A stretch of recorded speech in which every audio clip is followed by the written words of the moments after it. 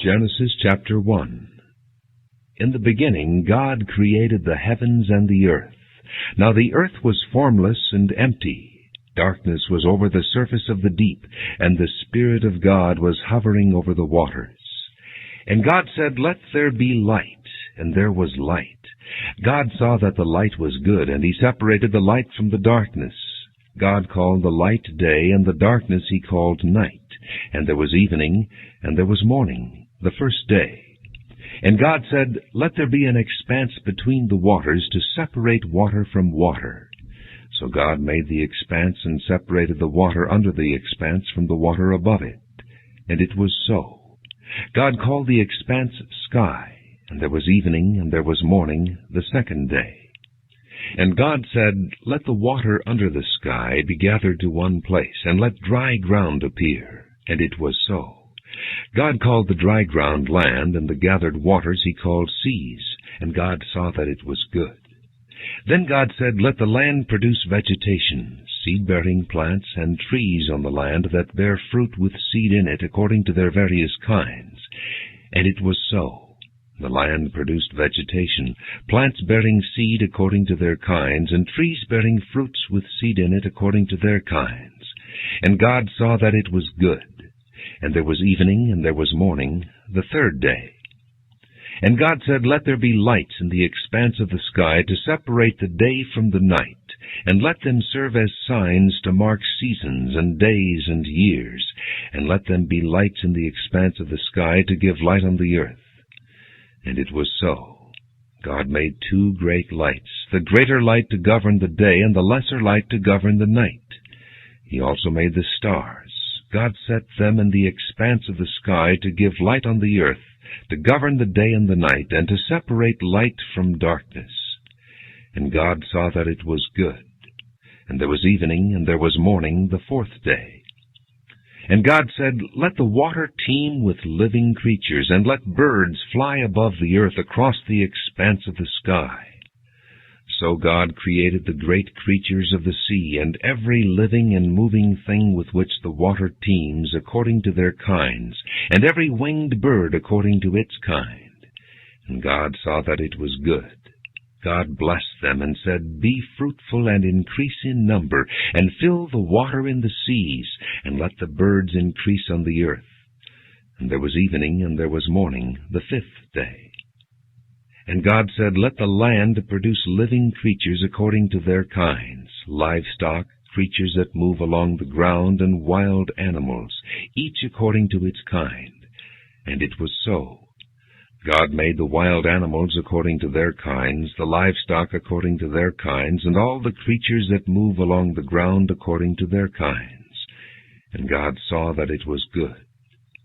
Then God said, "Let us make man in our image, in our likeness, and let them rule over the fish of the sea and the birds of the air, over the livestock, over all the earth, and over all the creatures that move along the ground." So God created man in his own image. In the image of God he created him. Male and female he created them. God blessed them and said to them, "Be fruitful and increase in number, fill the earth and subdue it. Rule over the fish of the sea and the birds of the air, and over every living creature that moves on the ground." Then God said, "I give you every seed-bearing plant on the face of the whole earth, and every tree that has fruit with seed in it. They will be yours for food.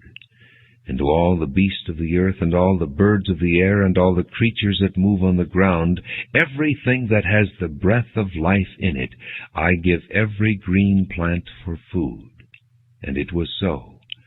God saw all that he had made, and it was very good. And there was evening, and there was morning, the sixth day. Genesis chapter 2. Thus the heavens and the earth were completed in all their vast array. By the seventh day God had finished the work he had been doing. So on the seventh day he rested from all his work. And God blessed the seventh day and made it holy, because on it he rested from all the work of creating that he had done. This is the account of the heavens and the earth when they were created. When the Lord God made the earth and the heavens, and no shrub of the field had yet appeared on the earth, and no plant of the field had yet sprung up, for the Lord God had not sent rain on the earth, and there was no man to work the ground, but streams came up from the earth and watered the whole surface of the ground. The Lord God formed the man from the dust of the ground, and breathed into his nostrils the breath of life, and the man became a living being. Now the Lord God had planted a garden in the east, in Eden, and there he put the man he had formed. And the Lord God made all kinds of trees grow out of the ground, trees that were pleasing to the eye and good for food. In the middle of the garden were the tree of life and the tree of the knowledge of good and evil. A river watering the garden flowed from Eden. From there it was separated into 4 headwaters. The name of the first is the Pishon. It winds through the entire land of Havilah, where there is gold. The gold of that land is good. Aromatic resin and onyx are also there. The name of the second river is the Gihon. It winds through the entire land of Cush. The name of the third river is the Tigris. It runs along the east side of Asher. And the fourth river is the Euphrates. The Lord God took the man and put him in the Garden of Eden to work it and take care of it. And the Lord God commanded the man, "You are free to eat from any tree in the garden, but you must not eat from the tree of the knowledge of good and evil, for when you eat of it you will surely die." The Lord God said, "It is not good for the man to be alone. I will make a helper suitable for him." Now the Lord God had formed out of the ground all the beasts of the field and all the birds of the air. He brought them to the man to see what he would name them. And whatever the man called each living creature, that was its name. So the man gave names to all the livestock, the birds of the air, and all the beasts of the field. But for Adam no suitable helper was found. So the Lord God caused the man to fall into a deep sleep. And while he was sleeping, he took one of the man's ribs and closed up the place with flesh. Then the Lord God made a woman from the rib he had taken out of the man, and he brought her to the man. The man said, "This is now bone of my bones and flesh of my flesh. She shall be called woman, for she was taken out of man." For this reason a man will leave his father and mother and be united to his wife, and they will become one flesh. The man and his wife were both naked, and they felt no shame. Genesis chapter 3. Now the serpent was more crafty than any of the wild animals the Lord God had made. He said to the woman, "Did God really say, 'You must not eat from any tree in the garden'?"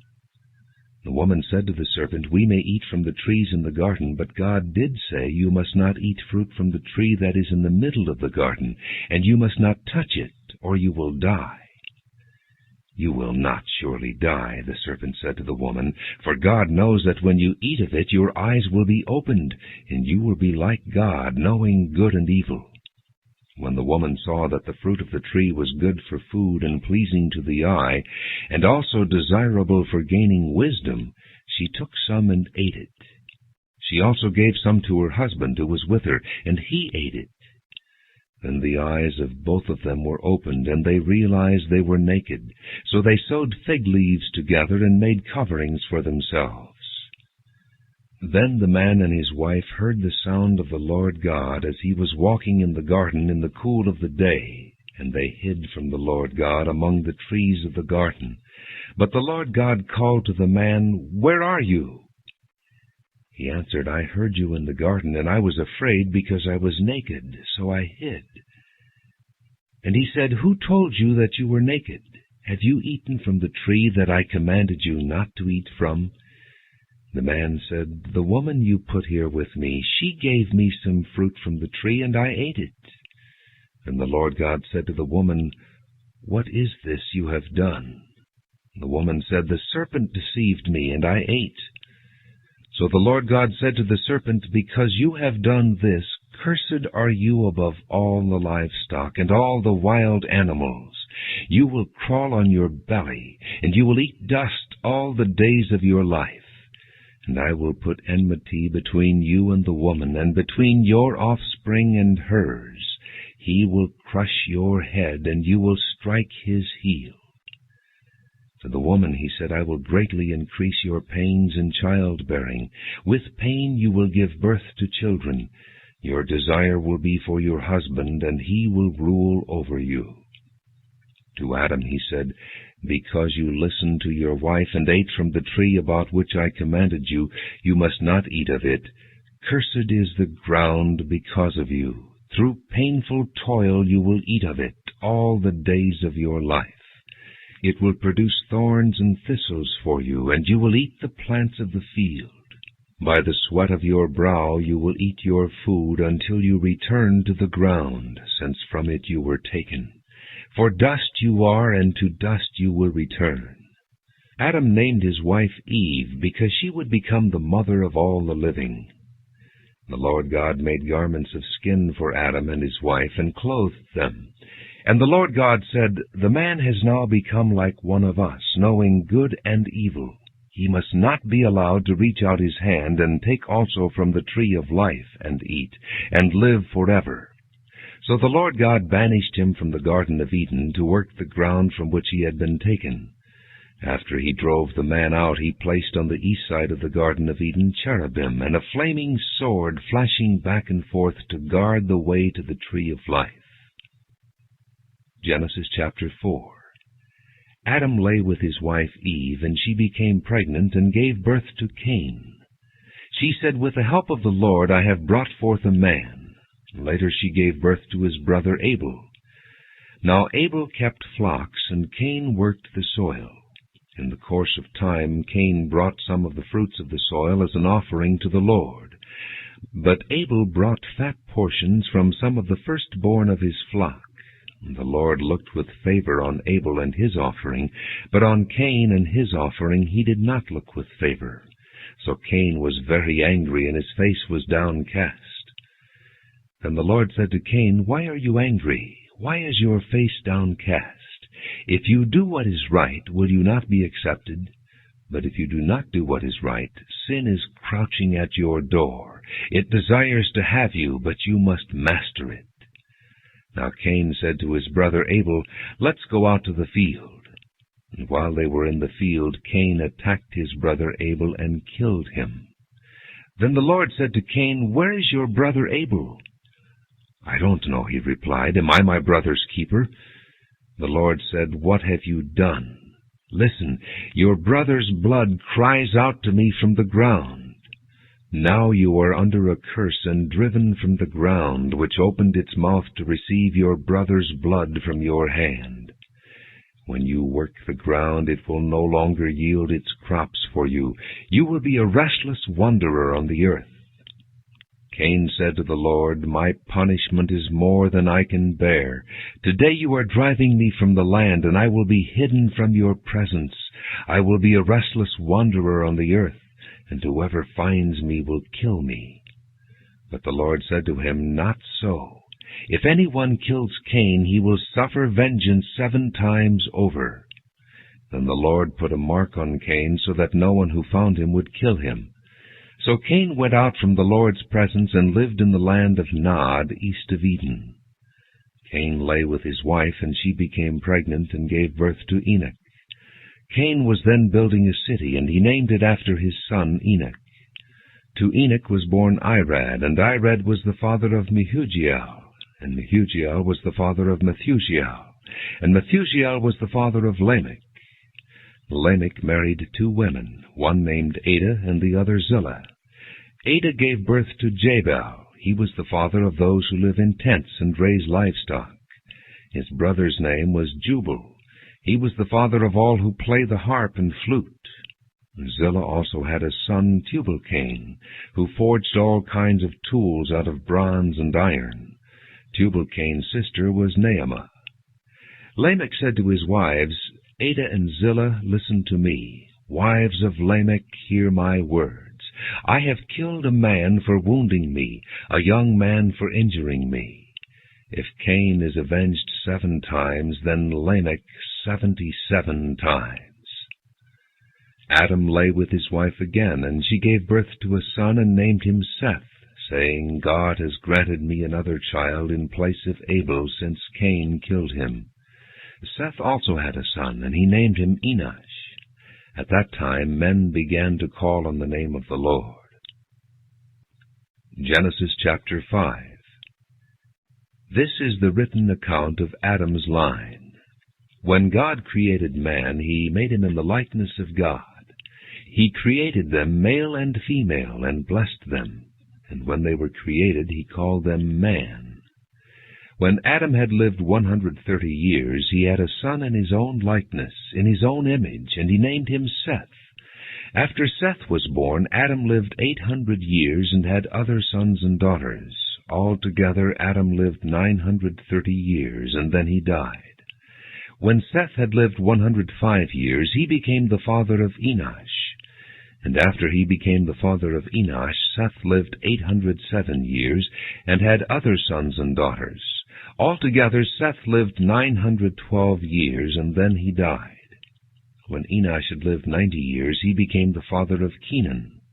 And after he became the father of Kenan, Enosh lived 815 years, and had other sons and daughters.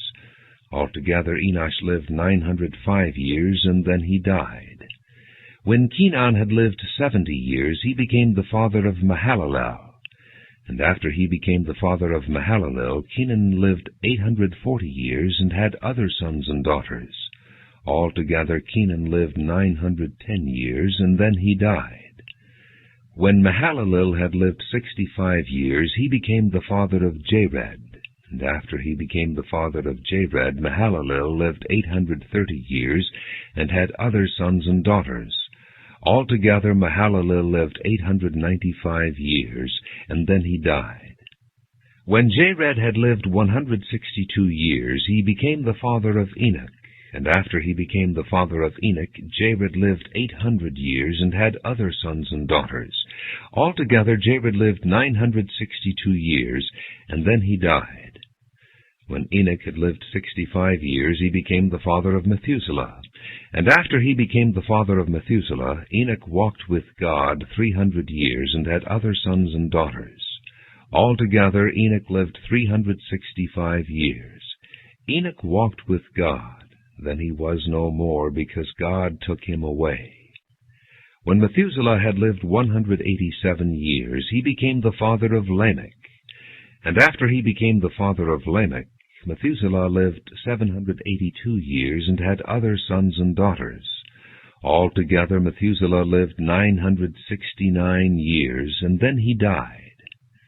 When Lamech had lived 182 years, he had a son. He named him Noah, and said, He will comfort us in the labor and painful toil of our hands, caused by the ground the Lord has cursed. After Noah was born, Lamech lived 595 years, and had other sons and daughters. Altogether, Lamech lived 777 years, and then he died. After Noah was 500 years old, he became the father of Shem, Ham, and Japheth. Genesis chapter 6. When men began to increase in number on the earth, and daughters were born to them, the sons of God saw that the daughters of men were beautiful, and they married any of them they chose. Then the Lord said, My spirit will not contend with man forever, for he is mortal. His days will be 120 years. The Nephilim were on the earth in those days, and also afterward, when the sons of God went to the daughters of men and had children by them. And they were the heroes of old, men of renown. The Lord saw how great man's wickedness on the earth had become, and that every inclination of the thoughts of his heart was only evil all the time. The Lord was grieved that he had made man on the earth, and his heart was filled with pain. So the Lord said, I will wipe mankind whom I have created from the face of the earth, men and animals, and creatures that move along the ground, and birds of the air, for I am grieved that I have made them.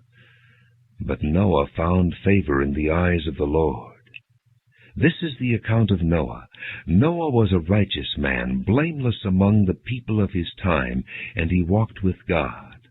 Noah had 3 sons, Shem, Ham, and Japheth. Now the earth was corrupt in God's sight and was full of violence. God saw how corrupt the earth had become, for all the people on earth had corrupted their ways.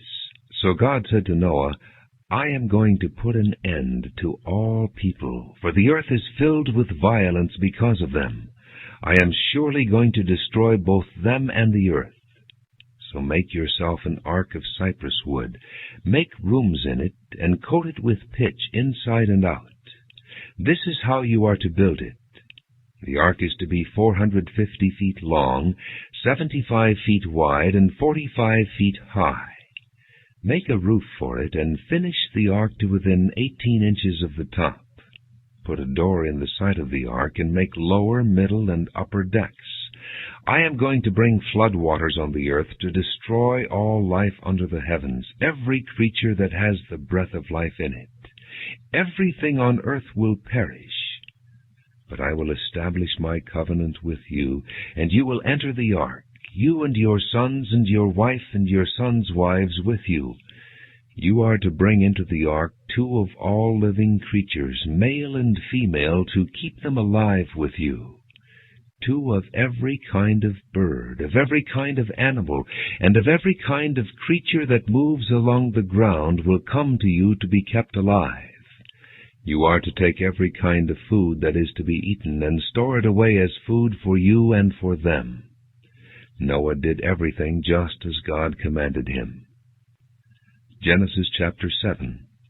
The Lord then said to Noah, Go into the ark, you and your whole family, because I have found you righteous in this generation.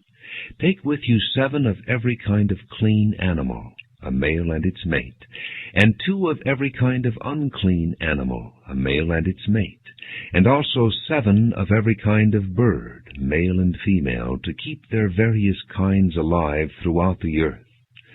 7 days from now I will send rain on the earth for 40 days and 40 nights, and I will wipe from the face of the earth every living creature I have made. And Noah did all that the Lord commanded him. Noah was 600 years old when the flood waters came on the earth, and Noah and his sons and his wife and his sons' wives entered the ark to escape the waters of the flood.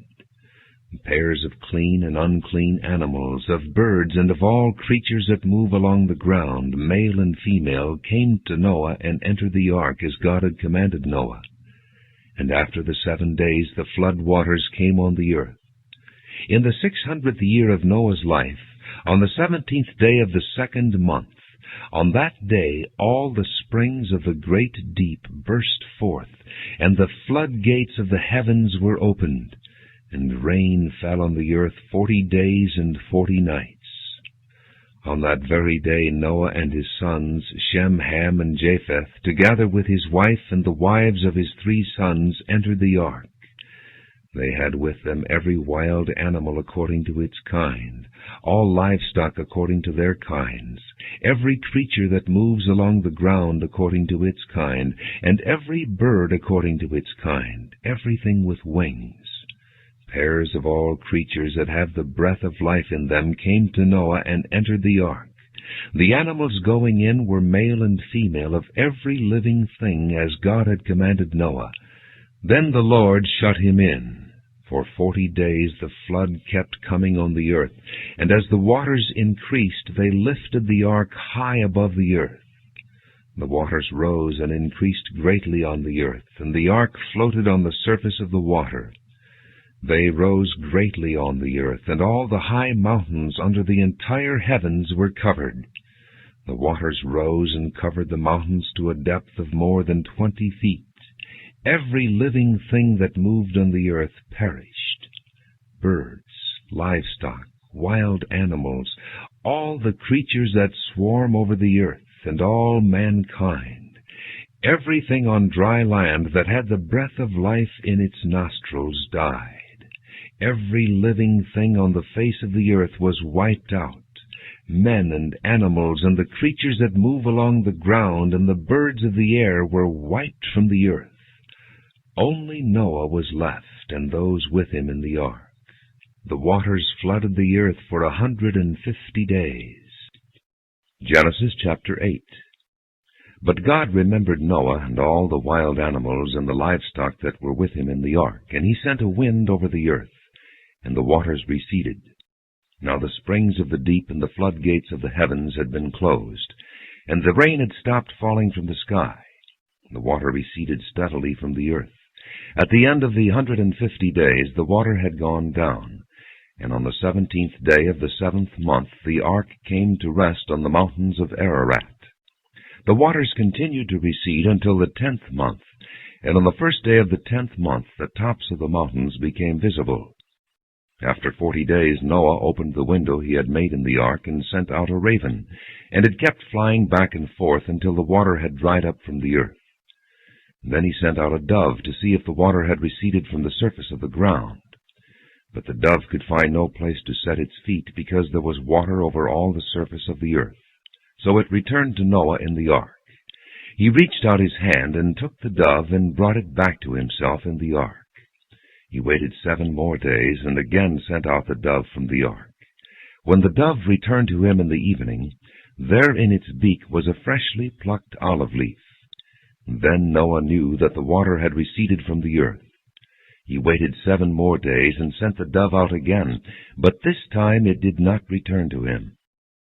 By the first day of the 1st month of Noah's 601st year, the water had dried up from the earth. Noah then removed the covering from the ark and saw that the surface of the ground was dry. By the 27th day of the 2nd month the earth was completely dry. Then God said to Noah, "Come out of the ark, you and your wife and your sons and their wives. Bring out every kind of living creature that is with you, the birds, the animals, and all the creatures that move along the ground, so they can multiply on the earth and be fruitful and increase in number upon it." So Noah came out together with his sons and his wife and his sons' wives.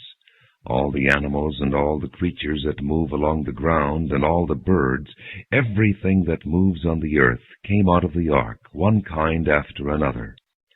Then Noah built an altar to the Lord, and taking some of all the clean animals and clean birds, he sacrificed burnt offerings on it. The Lord smelled the pleasing aroma and said in his heart, "Never again will I curse the ground because of man, even though every inclination of his heart is evil from childhood. And never again will I destroy all living creatures as I have done.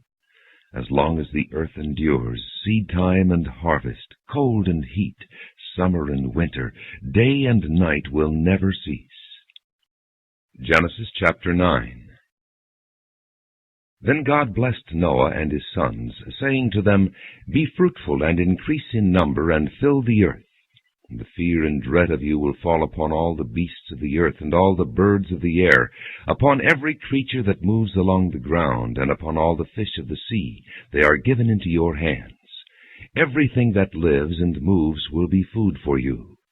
Just as I gave you the green plants, I now give you everything. But you must not eat meat that has its lifeblood still in it. And for your lifeblood I will surely demand an accounting. I will demand an accounting from every animal. And from each man, too, I will demand an accounting for the life of his fellow man. Whoever sheds the blood of man, by man shall his blood be shed. For in the image of God has God made man. As for you, be fruitful and increase in number.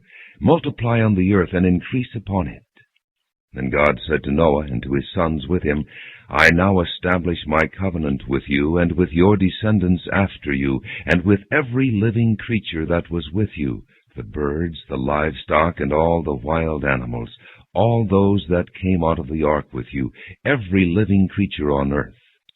I establish my covenant with you. Never again will all life be cut off by the waters of a flood. Never again will there be a flood to destroy the earth." And God said, "This is the sign of the covenant I am making between me and you and every living creature with you, a covenant for all generations to come. I have set my rainbow in the clouds, and it will be the sign of the covenant between me and the earth.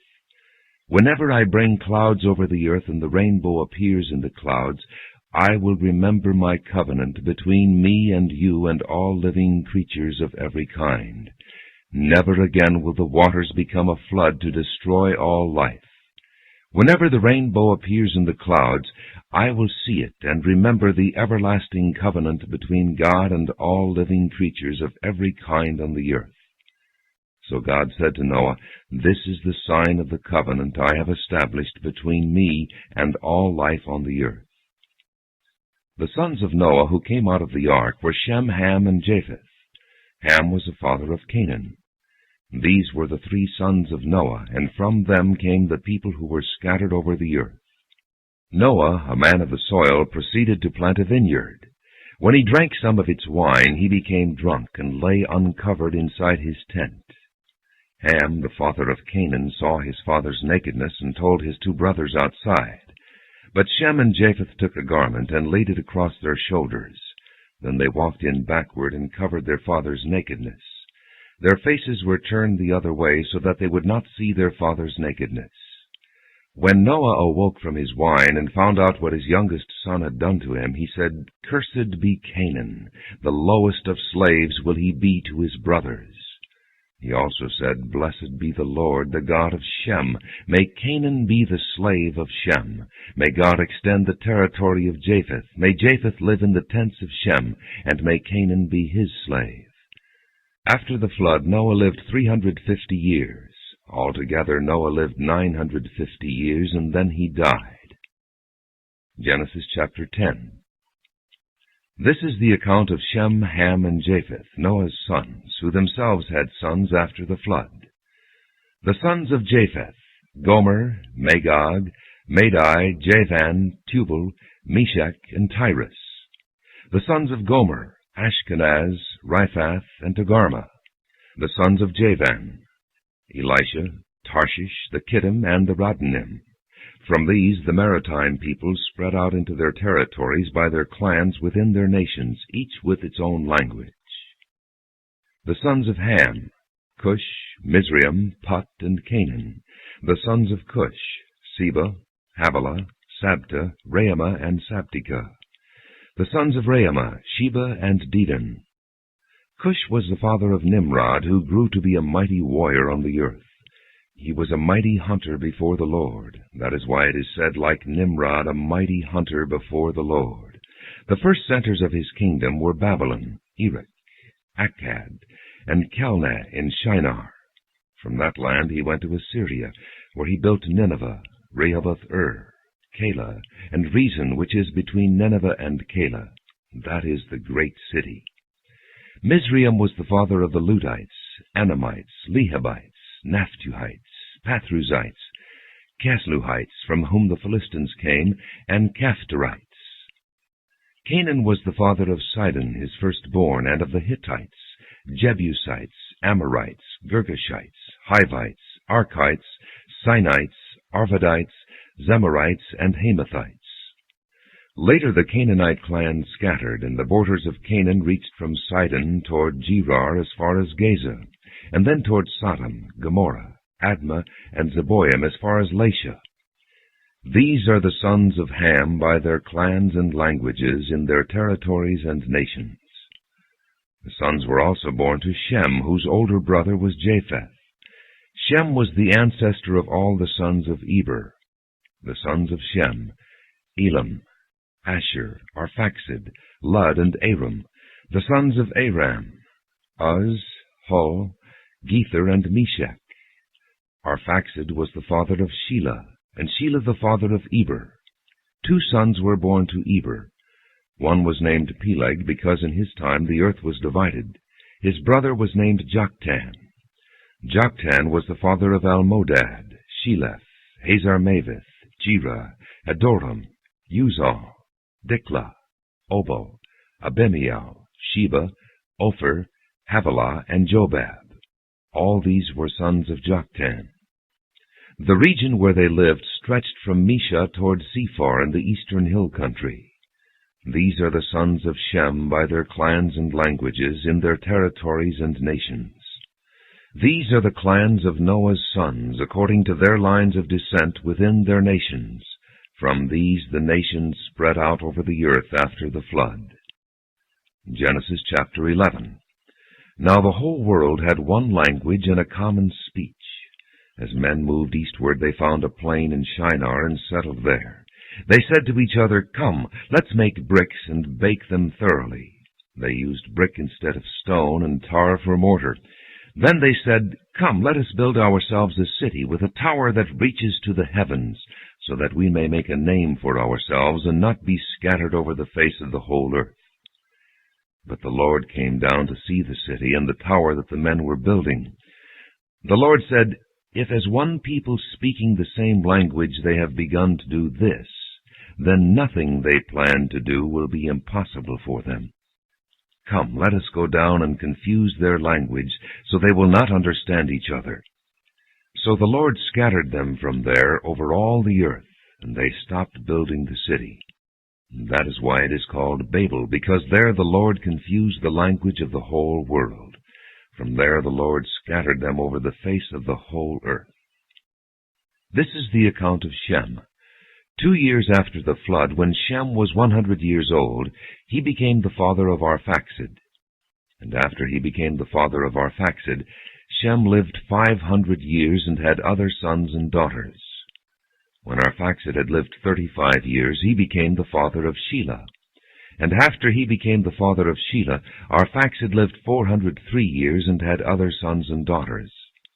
When Shelah had lived 30 years, he became the father of Eber. And after he became the father of Eber, Shelah lived 403 years and had other sons and daughters.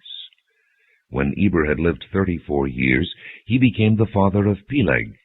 And after he became the father of Peleg, Eber lived 430 years and had other sons and daughters. When Peleg had lived 30 years, he became the father of Reu. And after he became the father of Reu, Peleg lived 209 years and had other sons and daughters. When Reu had lived 32 years, he became the father of Serug. And after he became the father of Serug, Reu lived 207 years and had other sons and daughters. When Serug had lived 30 years, he became the father of Nahor. And after he became the father of Nahor, Serug lived 200 years and had other sons and daughters. When Nahor had lived 29 years, he became the father of Terah. And after he became the father of Terah, Nahor lived 119 years and had other sons and daughters. After Terah had lived 70 years, he became the father of Abram, Nahor, and Haran. This is the account of Terah. Terah became the father of Abram, Nahor, and Haran. And Haran became the father of Lot. While his father Terah was still alive, Haran died in Ur of the Chaldeans, in the land of his birth. Abram and Nahor both married. The name of Abram's wife was Sarai, and the name of Nahor's wife was Milcah. She was the daughter of Haran, the father of both Milcah and Iscah. Now Sarai was barren, she had no children. Terah took his son Abram, his grandson Lot, son of Haran, and his daughter-in-law Sarai, the wife of his son Abram, and together they set out from Ur of the Chaldeans to go to Canaan. But when they came to Haran, they settled there. Terah lived 205 years, and he died in Haran. Genesis chapter 12. The Lord had said to Abram, "Leave your country, your people, and your father's household, and go to the land I will show you. I will make you into a great nation, and I will bless you. I will make your name great, and you will be a blessing. I will bless those who bless you, and whoever curses you I will curse. And all peoples on earth will be blessed through you." So Abram left as the Lord had told him, and Lot went with him. Abram was 75 years old when he set out from Haran. He took his wife Sarai, his nephew Lot, all the possessions they had accumulated, and the people they had acquired in Haran, and they set out for the land of Canaan, and they arrived there. Abram traveled through the land as far as the site of the great tree of Moreh at Shechem. At that time the Canaanites were in the land. The Lord appeared to Abram and said, "To your offspring I will give this land." So he built an altar there to the Lord who had appeared to him. From there he went on toward the hills east of Bethel, and pitched his tent, with Bethel on the west and Ai on the east. And there he built an altar to the Lord, and called on the name of the Lord. Then Abram set out and continued toward the Negev. Now there was a famine in the land, and Abram went down to Egypt to live there for a while, because the famine was severe. As he was about to enter Egypt, he said to his wife Sarai, "I know what a beautiful woman you are. When the Egyptians see you, they will say, 'This is his wife.' Then they will kill me, but will let you live. Say you are my sister, so that I will be treated well for your sake, and my life will be spared because of you." When Abram came to Egypt, the Egyptians saw that she was a very beautiful woman. And when Pharaoh's officials saw her, they praised her to Pharaoh, and she was taken into his palace. He treated Abram well for her sake, and Abram acquired sheep and cattle, male and female donkeys, men-servants and maidservants, and camels. But the Lord inflicted serious diseases on Pharaoh and his household because of Abram's wife Sarai. So Pharaoh summoned Abram. "What have you done to me?" he said. "Why didn't you tell me she was your wife? Why did you say she is my sister, so that I took her to be my wife? Now then, here is your wife. Take her and go."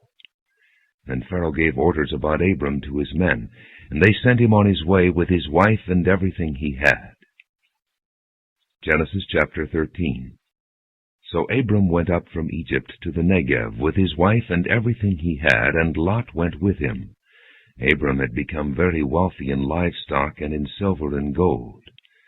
From the Negev he went from place to place until he came to Bethel, to the place between Bethel and Ai, where his tent had been earlier, and where he had first built an altar.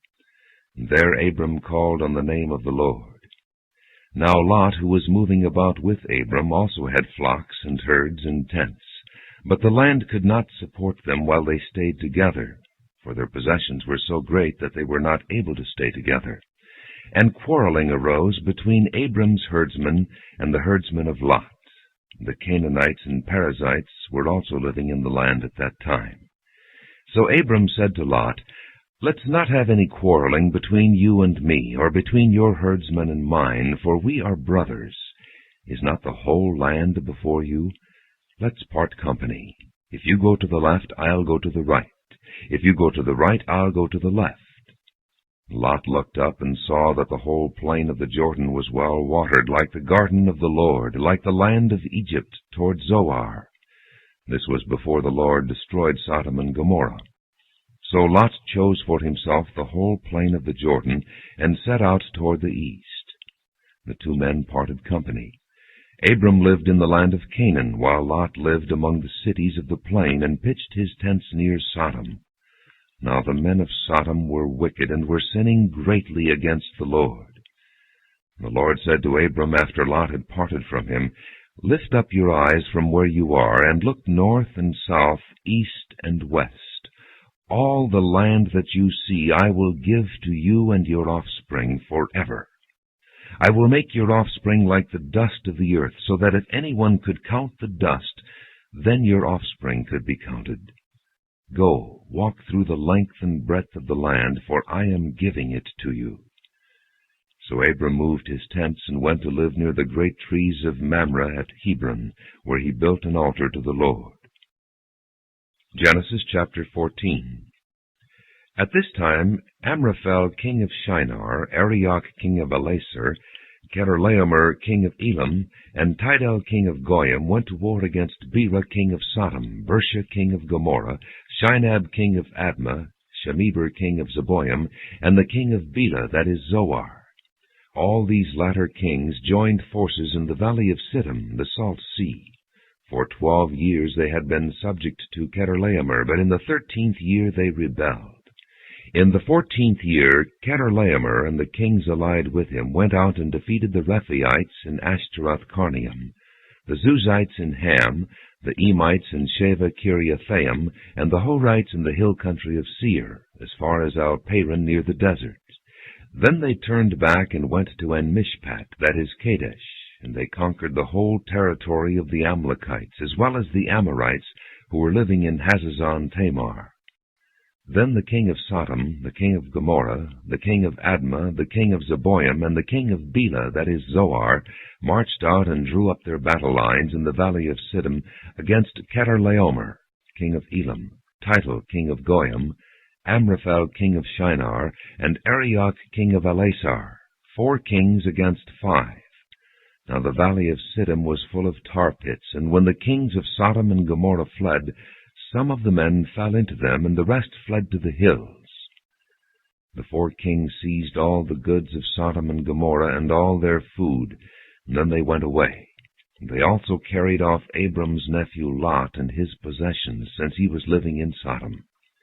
One who had escaped came and reported this to Abram the Hebrew. Now Abram was living near the great trees of Mamre the Amorite, a brother of Eshcol and Aner, all of whom were allied with Abram. When Abram heard that his relative had been taken captive, he called out the 318 trained men born in his household, and went in pursuit as far as Dan.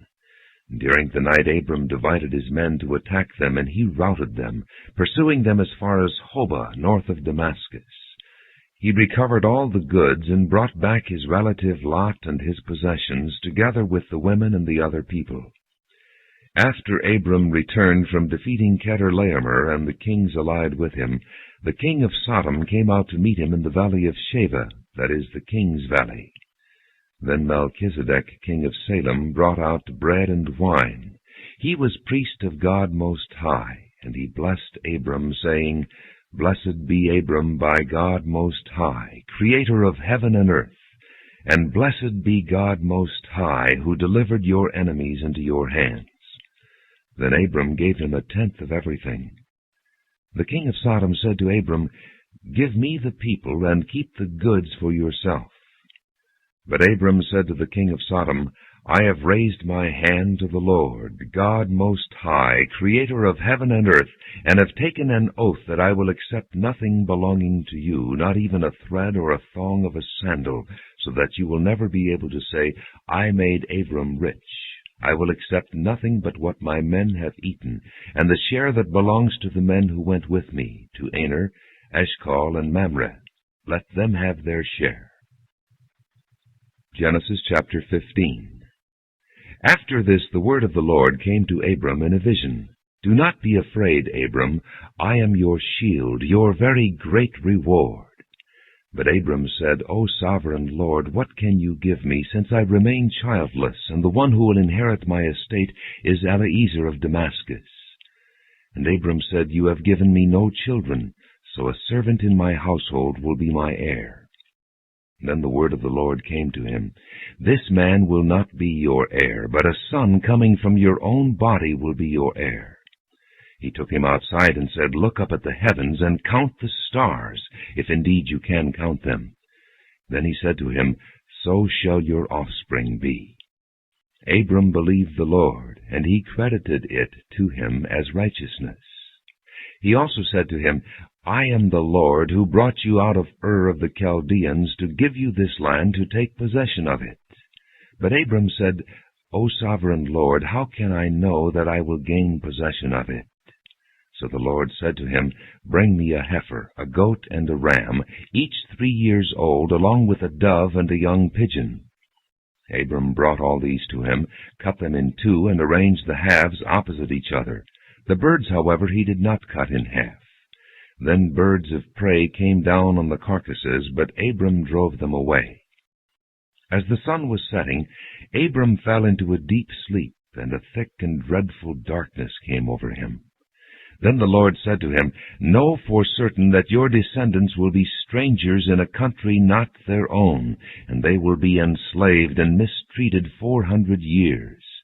But I will punish the nation they serve as slaves, and afterward they will come out with great possessions. You, however, will go to your fathers in peace, and be buried at a good old age. In the 4th generation your descendants will come back here, for the sin of the Amorites has not yet reached its full measure. When the sun had set and darkness had fallen, a smoking firepot with a blazing torch appeared and passed between the pieces. On that day the Lord made a covenant with Abram and said, To your descendants I give this land, from the river of Egypt to the great river the Euphrates, the land of the Kenites, Kenizzites, Cadmonites, Hittites, Perizzites, Rephaites, Amorites, Canaanites, Girgashites, and Jebusites. Genesis chapter 16. Now Sarai, Abram's wife, had borne him no children, but she had an Egyptian maidservant named Hagar. So she said to Abram, "The Lord has kept me from having children. Go sleep with my maidservant. Perhaps I can build a family through her." Abram agreed to what Sarai said. So after Abram had been living in Canaan 10 years, Sarai his wife took her Egyptian maidservant Hagar and gave her to her husband to be his wife. He slept with Hagar, and she conceived. When she knew she was pregnant, she began to despise her mistress. Then Sarai said to Abram, "You are responsible for the wrong I am suffering. I put my servant in your arms, and now that she knows she is pregnant, she despises me. May the Lord judge between you and me." "Your servant is in your hands," Abram said. "Do with her whatever you think best." Then Sarai mistreated Hagar, so she fled from her. The angel of the Lord found Hagar near a spring in the desert. It was the spring that is beside the road to Shur. And he said, "Hagar, servant of Sarai, where have you come from, and where are you going?" "I'm running away from my mistress Sarai," she answered. Then the angel of the Lord told her, "Go back to your mistress and submit to her." The angel added, "I will so increase your descendants that they will be too numerous to count." The angel of the Lord also said to her, "You are now with child, and you will have a son. You shall name him Ishmael, for the Lord has heard of your misery. He will be a wild donkey of a man. His hand will be against everyone, and everyone's hand against him, and he will live in hostility toward all his brothers." She gave this name to the Lord who spoke to her, "You are the God who sees me," for she said, "I have now seen the one who sees me." That is why the well was called Beer Lahai Rai. It is still there, between Kadesh and Bered. So Hagar bore Abram a son, and Abram gave the name Ishmael to the son she had born.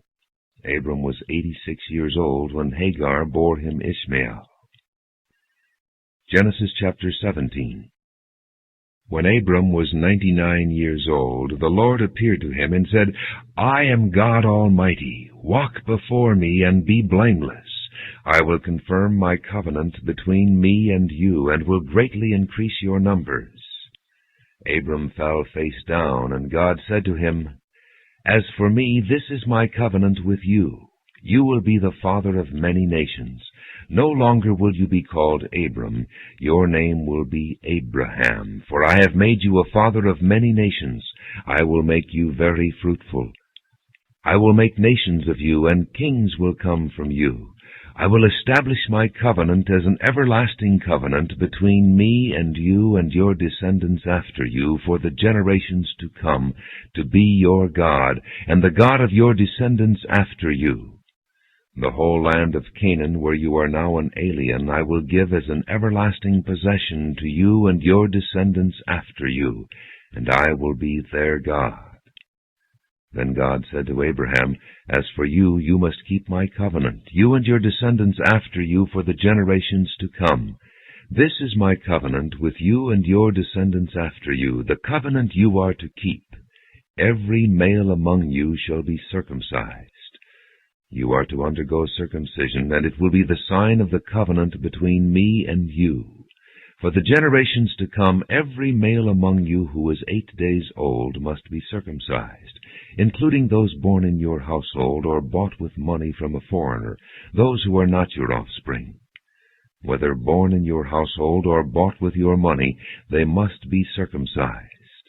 My covenant in your flesh is to be an everlasting covenant. Any uncircumcised male who has not been circumcised in the flesh will be cut off from his people. He has broken my covenant." God also said to Abraham, "As for Sarai, your wife, you are no longer to call her Sarai. Her name will be Sarah. I will bless her, and will surely give you a son by her. I will bless her so that she will be the mother of nations. Kings of peoples will come from her." Abraham fell face down. He laughed and said to himself, "Will a son be born to a man 100 years old? Will Sarah bear a child at the age of 90? And Abraham said to God, "If only Ishmael might live under your blessing." Then God said, "Yes, but your wife Sarah will bear you a son, and you will call him Isaac. I will establish my covenant with him as an everlasting covenant for his descendants after him. And as for Ishmael, I have heard you. I will surely bless him. I will make him fruitful and will greatly increase his numbers. He will be the father of 12 rulers, and I will make him into a great nation. But my covenant I will establish with Isaac, whom Sarah will bear to you by this time next year." When he had finished speaking with Abraham, God went up from him. On that very day Abraham took his son Ishmael, and all those born in his household or bought with his money, every male in his household, and circumcised them as God told him. Abraham was 99 years old when he was circumcised, and his son Ishmael was 13. Abraham and his son Ishmael were both circumcised on that same day, and every male in Abraham's household, including those born in his household or bought from a foreigner, was circumcised with him. Genesis chapter 18. The Lord appeared to Abraham near the great trees of Mamre while he was sitting at the entrance to his tent in the heat of the day. Abraham looked up and saw 3 men standing nearby. When he saw them, he hurried from the entrance of his tent to meet them and bowed low to the ground. He said, "If I have found favor in your eyes, my Lord, do not pass your servant by. Let a little water be brought, and then you may all wash your feet and rest under this tree. Let me get you something to eat, so you can be refreshed, and then go on your way, now that you have come to your servant." "Very well," they answered, "do as you say." So Abraham hurried into the tent to Sarah. "Quick," he said, "get 3 seahs of fine flour, and knead it, and bake some bread." Then he ran to the herd and selected a choice, tender calf, and gave it to a servant, who hurried to prepare it. Then he brought some curds and milk, and the calf that had been prepared, and set these before them. While they ate, he stood near them under a tree. "Where is your wife Sarah?" they asked him. "There in the tent," he said. Then the Lord said, "I will surely return to you about this time next year, and Sarah your wife will have a son." Now Sarah was listening at the entrance to the tent which was behind him. Abraham and Sarah were already old and well advanced in years, and Sarah was past the age of childbearing. So Sarah laughed to herself as she thought, "After I am worn out and my master is old, will I now have this pleasure?" Then the Lord said to Abraham, "Why did Sarah laugh and say, 'Will I really have a child now that I am old?' Is anything too hard for the Lord? I will return to you at the appointed time next year, and Sarah will have a son." Sarah was afraid, so she lied and said, "I did not laugh." But he said, "Yes, you did laugh." When the men got up to leave, they looked down toward Sodom, and Abraham walked along with them to see them on their way. Then the Lord said, "Shall I hide from Abraham what I am about to do? Abraham will surely become a great and powerful nation, and all nations on earth will be blessed through him. For I have chosen him so that he will direct his children and his household after him to keep the way of the Lord by doing what is right and just, so that the Lord will bring about for Abraham what he has promised him." Then the Lord said, "The outcry against Sodom and Gomorrah is so great, and their sin so grievous, that I will go down and see if what they have done is as bad as the outcry that has reached me. If not, I will know." The men turned away and went toward Sodom, but Abraham remained standing before the Lord. Then Abraham approached him and said, "Will you sweep away the righteous with the wicked? What if there are 50 righteous people in the city? Will you really sweep it away and not spare the place for the sake of the 50 righteous people in it? Far be it from you to do such a thing, to kill the righteous with the wicked, treating the righteous and the wicked alike. Far be it from you. Will not the judge of all the earth do right?" The Lord said, "If I find 50 righteous people in the city of Sodom, I will spare the whole place for their sake." Then Abraham spoke up again, "Now that I have been so bold as to speak to the Lord, though I am nothing but dust and ashes, what if the number of the righteous is 5 less than 50? Will you destroy the whole city because of 5 people?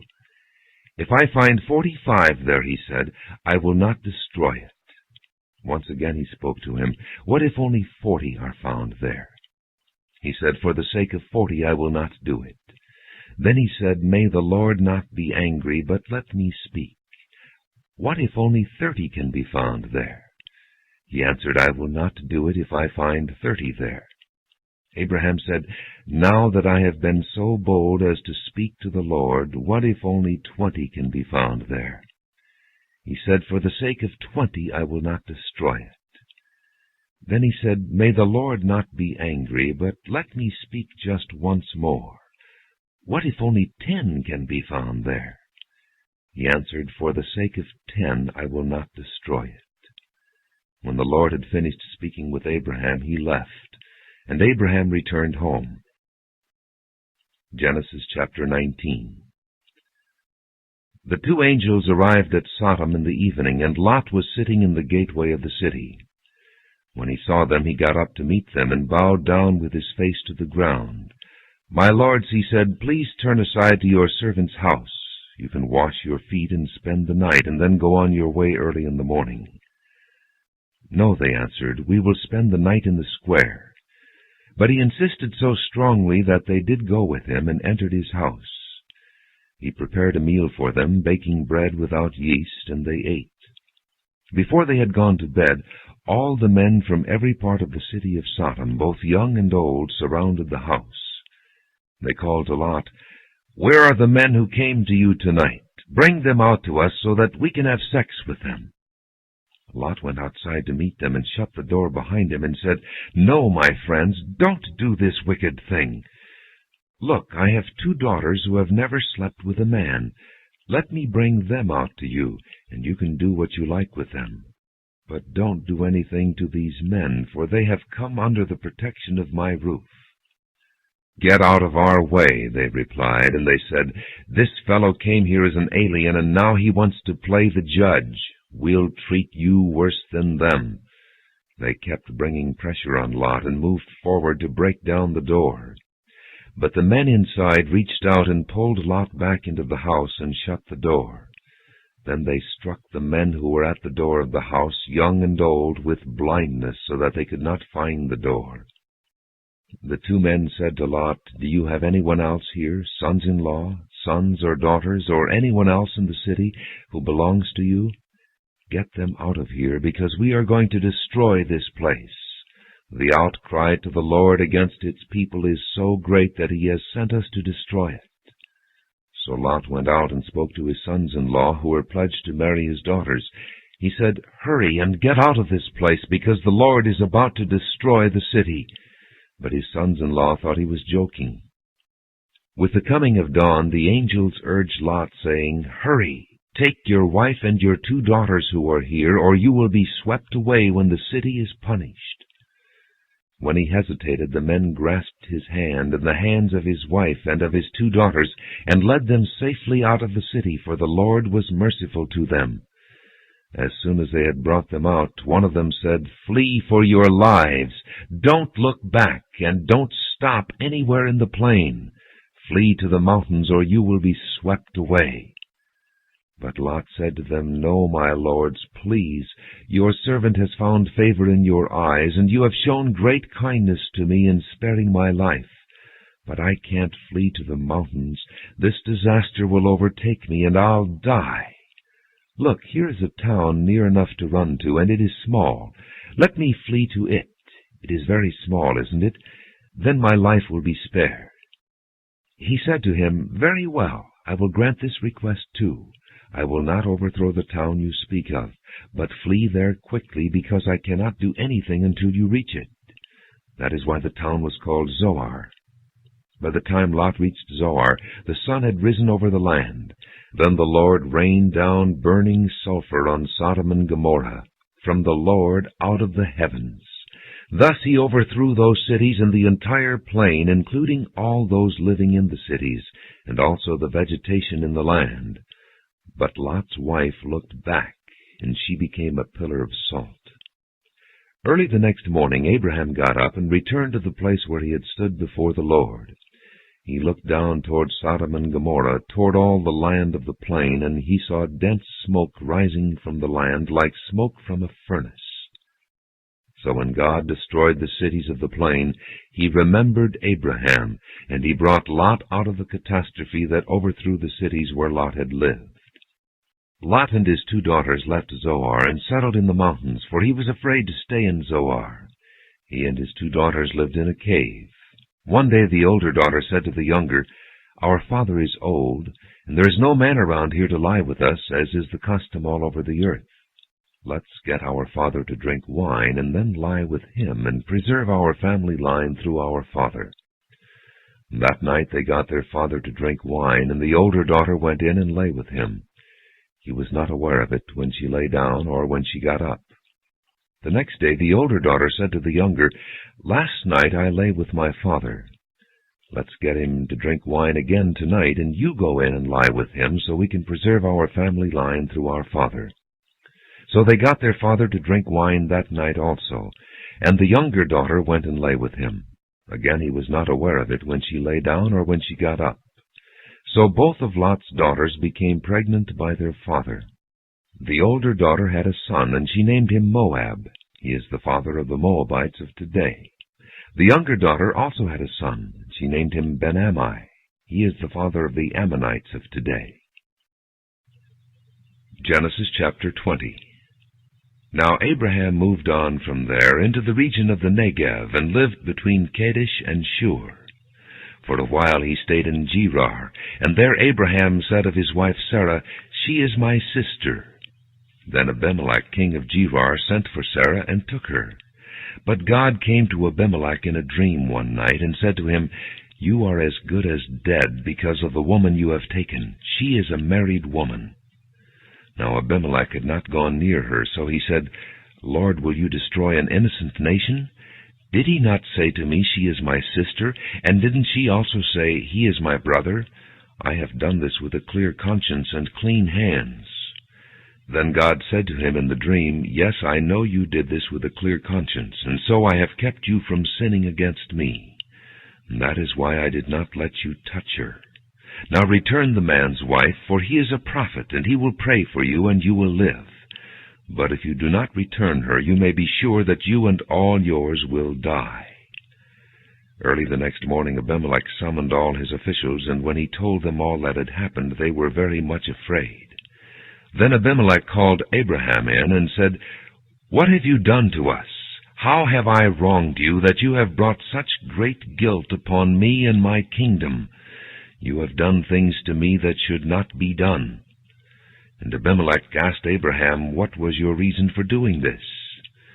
Abraham replied, "I said to myself, there is surely no fear of God in this place, and they will kill me because of my wife. Besides, she really is my sister, the daughter of my father, though not of my mother, and she became my wife. And when God had me wander from my father's household, I said to her, 'This is how you can show your love to me. Everywhere we go, say of me, "He is my brother."'" Then Abimelech brought sheep and cattle and male and female slaves and gave them to Abraham, and he returned Sarah his wife to him. And Abimelech said, "My land is before you. Live wherever you like." To Sarah he said, "I am giving your brother 1,000 shekels of silver. This is to cover the offense against you before all who are with you. You are completely vindicated." Then Abraham prayed to God, and God healed Abimelech, his wife, and his slave girls, so they could have children again. For the Lord had closed up every womb in Abimelech's household because of Abraham's wife Sarah. Genesis chapter 21. Now the Lord was gracious to Sarah as he had said, and the Lord did for Sarah what he had promised. Sarah became pregnant and bore a son to Abraham in his old age, at the very time God had promised him. Abraham gave the name Isaac to the son Sarah bore him. When his son Isaac was 8 days old, Abraham circumcised him as God commanded him. Abraham was 100 years old when his son Isaac was born to him. Sarah said, "God has brought me laughter, and everyone who hears about this will laugh with me." And she added, "Who would have said to Abraham that Sarah would nurse children? Yet I have borne him a son in his old age." The child grew and was weaned, and on the day Isaac was weaned, Abraham held a great feast. But Sarah saw that the son whom Hagar the Egyptian had borne to Abraham was mocking, and she said to Abraham, "Get rid of that slave woman and her son, for that slave woman's son will never share in the inheritance with my son Isaac." The matter distressed Abraham greatly because it concerned his son. But God said to him, "Do not be so distressed about the boy and your maidservant. Listen to whatever Sarah tells you, because it is through Isaac that your offspring will be reckoned. I will make the son of the maidservant into a nation also, because he is your offspring." Early the next morning Abraham took some food and a skin of water and gave them to Hagar. He set them on her shoulders and then sent her off with the boy. She went on her way and wandered in the desert of Beersheba. When the water in the skin was gone, she put the boy under one of the bushes. Then she went off and sat down nearby, about a bow shot away, for she thought, "I cannot watch the boy die." And as she sat there nearby, she began to sob. God heard the boy crying, and the angel of God called to Hagar from heaven and said to her, "What is the matter, Hagar? Do not be afraid. God has heard the boy crying as he lies there. Lift the boy up and take him by the hand, for I will make him into a great nation." Then God opened her eyes, and she saw a well of water. So she went and filled the skin with water and gave the boy a drink. God was with the boy as he grew up. He lived in the desert and became an archer. While he was living in the desert of Paran, his mother got a wife for him from Egypt. At that time Abimelech and Phicol, the commander of his forces, said to Abraham, "God is with you in everything you do. Now swear to me here before God that you will not deal falsely with me or my children or my descendants. Show to me and the country where you are living as an alien the same kindness I have shown to you." Abraham said, "I swear it." Then Abraham complained to Abimelech about a well of water that Abimelech's servants had seized. But Abimelech said, "I don't know who has done this.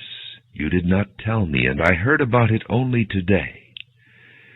So Abraham brought sheep and cattle and gave them to Abimelech, and the two men made a treaty. Abraham set apart 7 ewe lambs from the flock. And Abimelech asked Abraham, "What is the meaning of these 7 ewe lambs you have set apart by themselves?"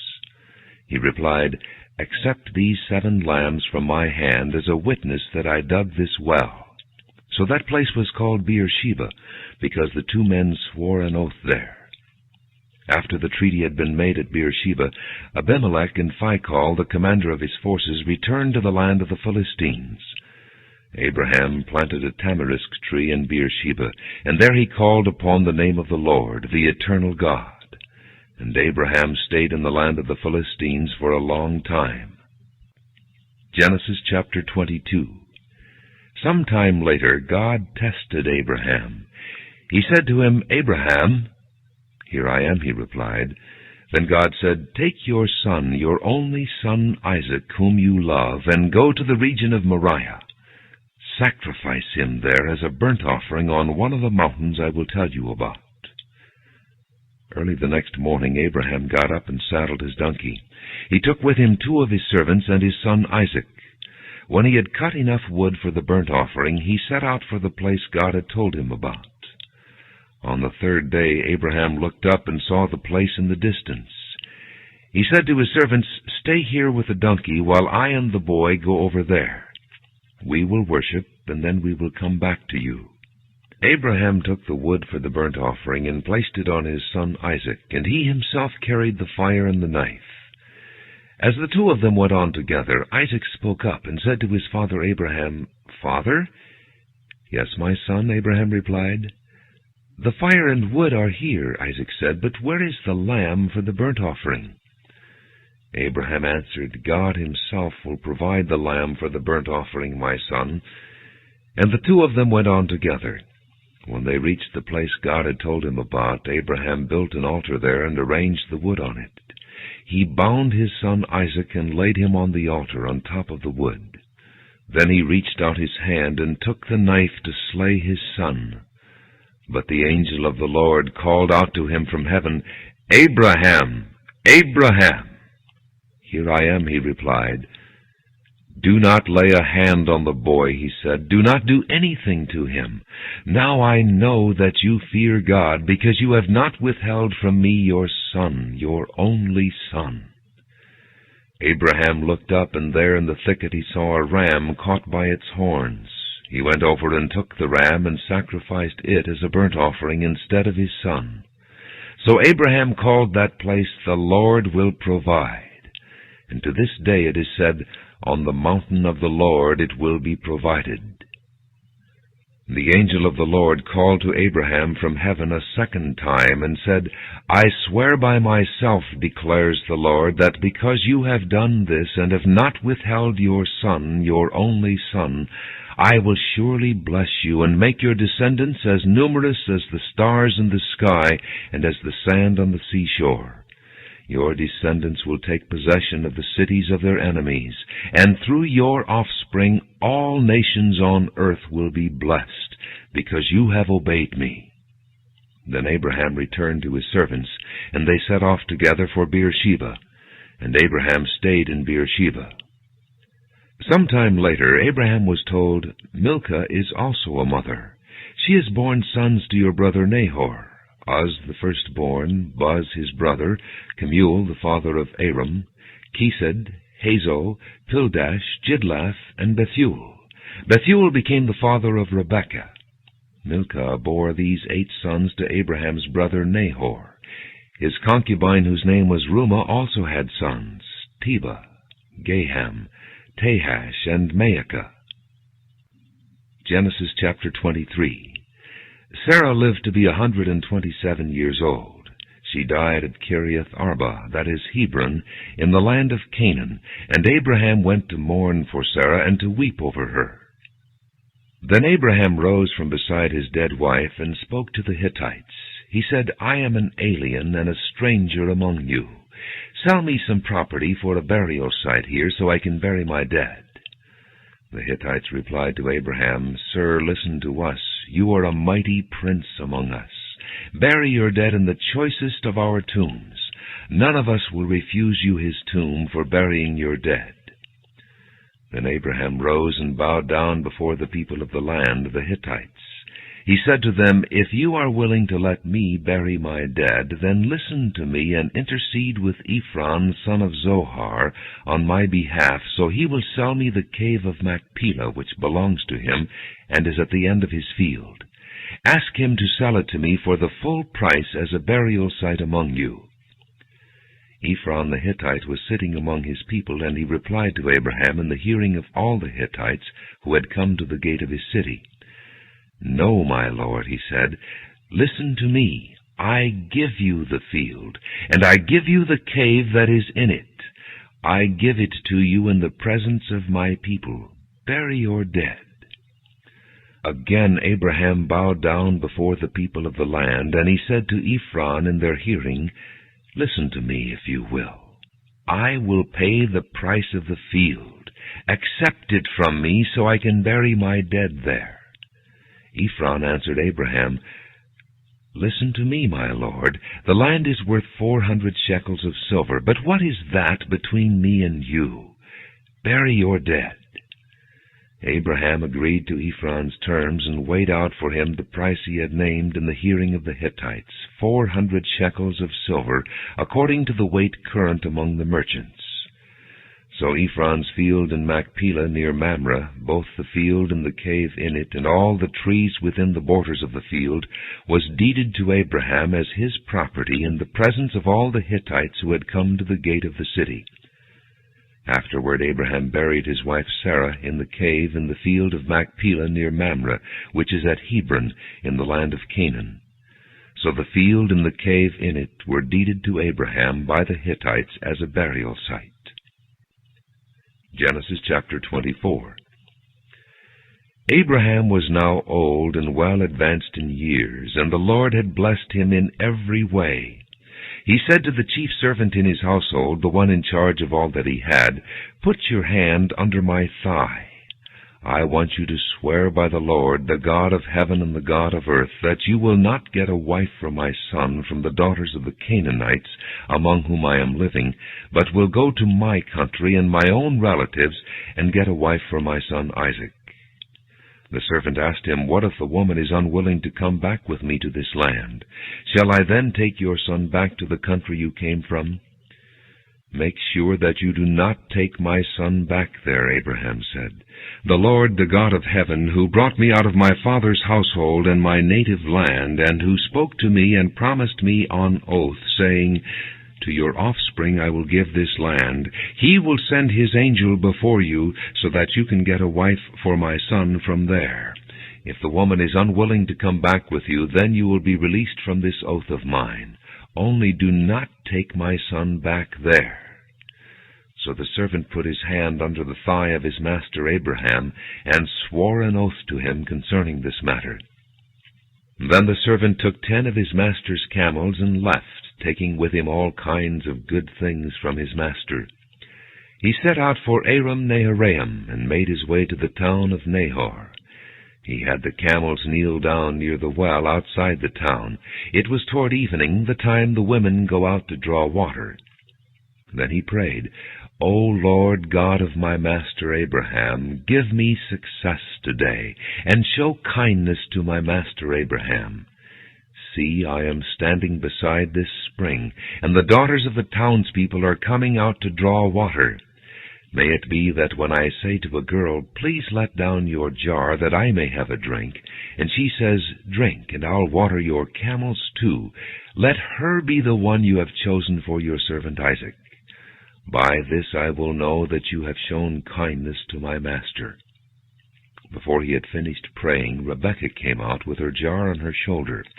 She was the daughter of Bethuel, son of Milcah, who was the wife of Abraham's brother Nahor. The girl was very beautiful, a virgin. No man had ever lain with her. She went down to the spring, filled her jar, and came up again. The servant hurried to meet her and said, Please give me a little water from your jar. Drink, my lord, she said, and quickly lowered the jar to her hands and gave him a drink. After she had given him a drink, she said, I'll draw water for your camels, too, until they have finished drinking. So she quickly emptied her jar into the trough, ran back to the well to draw more water, and drew enough for all his camels. Without saying a word, the man watched her closely to learn whether or not the Lord had made his journey successful. When the camels had finished drinking, the man took out a gold nose ring weighing a beka, and 2 gold bracelets weighing 10 shekels. Then he asked, Whose daughter are you? Please tell me, is there room in your father's house for us to spend the night? She answered him, I am the daughter of Bethuel, the son that Milcah bore to Nahor. And she added, We have plenty of straw and fodder, as well as room for you to spend the night. Then the man bowed down and worshipped the Lord, saying, Praise be to the Lord, the God of my master Abraham, who has not abandoned his kindness and faithfulness to my master. As for me, the Lord has led me on the journey to the house of my master's relatives. The girl ran and told her mother's household about these things. Now Rebekah had a brother named Laban, and he hurried out to the man at the spring. As soon as he had seen the nose ring and the bracelets on his sister's arms, and had heard Rebekah tell what the man said to her, he went out to the man and found him standing by the camels near the spring. Come, you who are blessed by the Lord, he said, why are you standing out here? I have prepared the house and a place for the camels. So the man went to the house, and the camels were unloaded. Straw and fodder were brought for the camels, and water for him and his men to wash their feet. Then food was set before him, but he said, I will not eat until I have told you what I have to say. Then tell us, Laban said. So he said, I am Abraham's servant. The Lord has blessed my master abundantly, and he has become wealthy. He has given him sheep and cattle, silver and gold, men servants and maidservants, and camels and donkeys. My master's wife Sarah has borne him a son in her old age, and he has given him everything he owns. And my master made me swear an oath, and said, You must not get a wife for my son from the daughters of the Canaanites in whose land I live, but go to my father's family and to my own clan, and get a wife for my son.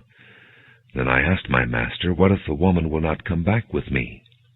He replied, The Lord before whom I have walked will send his angel with you, and make your journey a success, so that you can get a wife for my son from my own clan and from my father's family.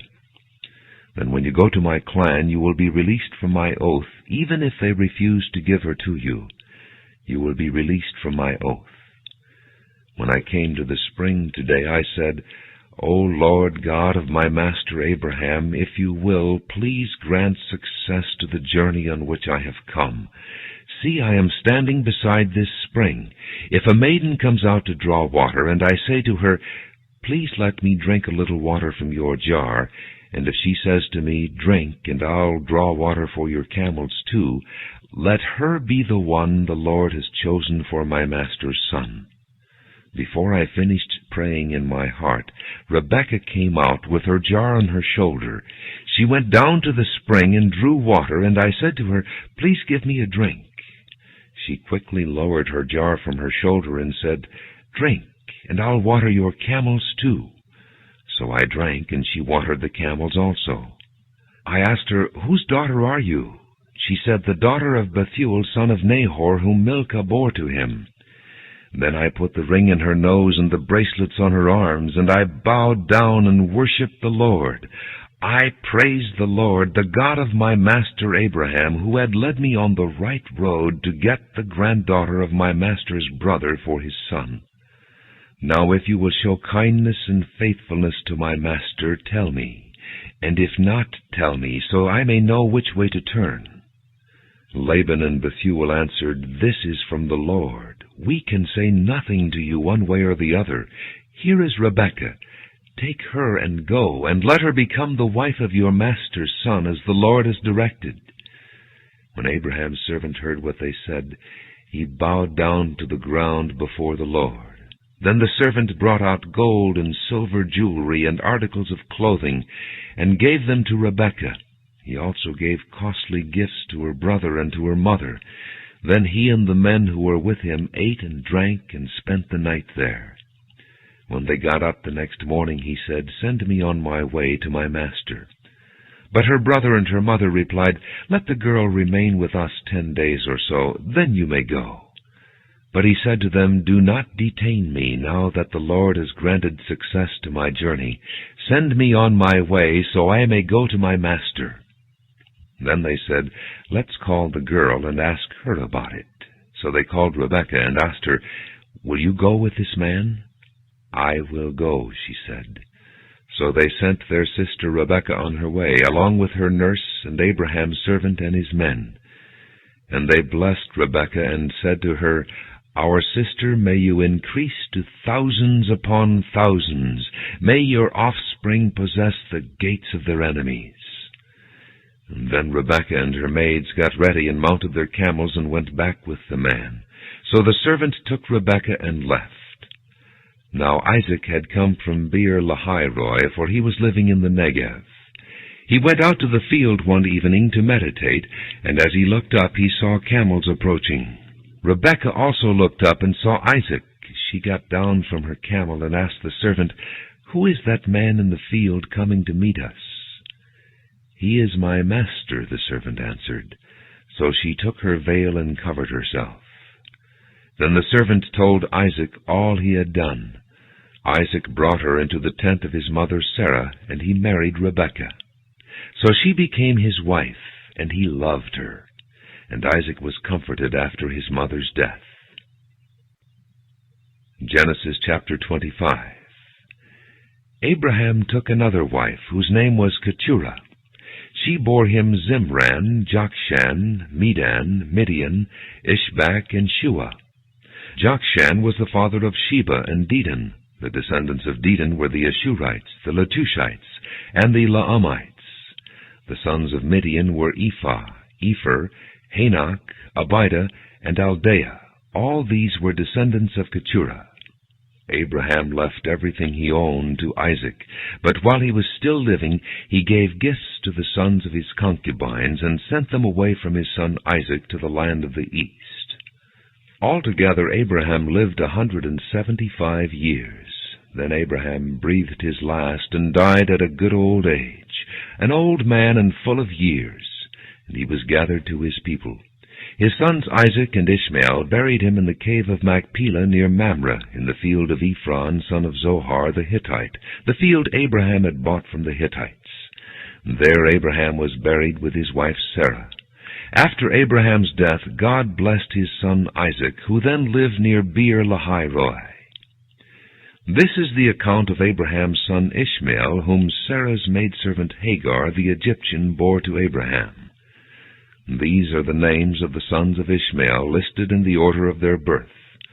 Nebaioth, the firstborn of Ishmael, Kedar, Adbeel, Mibsam, Mishma, Duma, Massa, Hadad, Tema, Jeter, Naphish, and Kedemah. These were the sons of Ishmael, and these are the names of the 12 tribal rulers according to their settlements and camps. Altogether Ishmael lived 137 years. He breathed his last and died, and he was gathered to his people. His descendants settled in the area from Havilah to Shur, near the border of Egypt, as you go toward Ashur. And they lived in hostility toward all their brothers. This is the account of Abraham's son Isaac.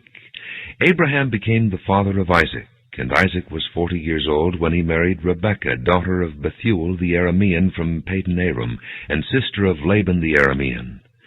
Isaac prayed to the Lord on behalf of his wife because she was barren.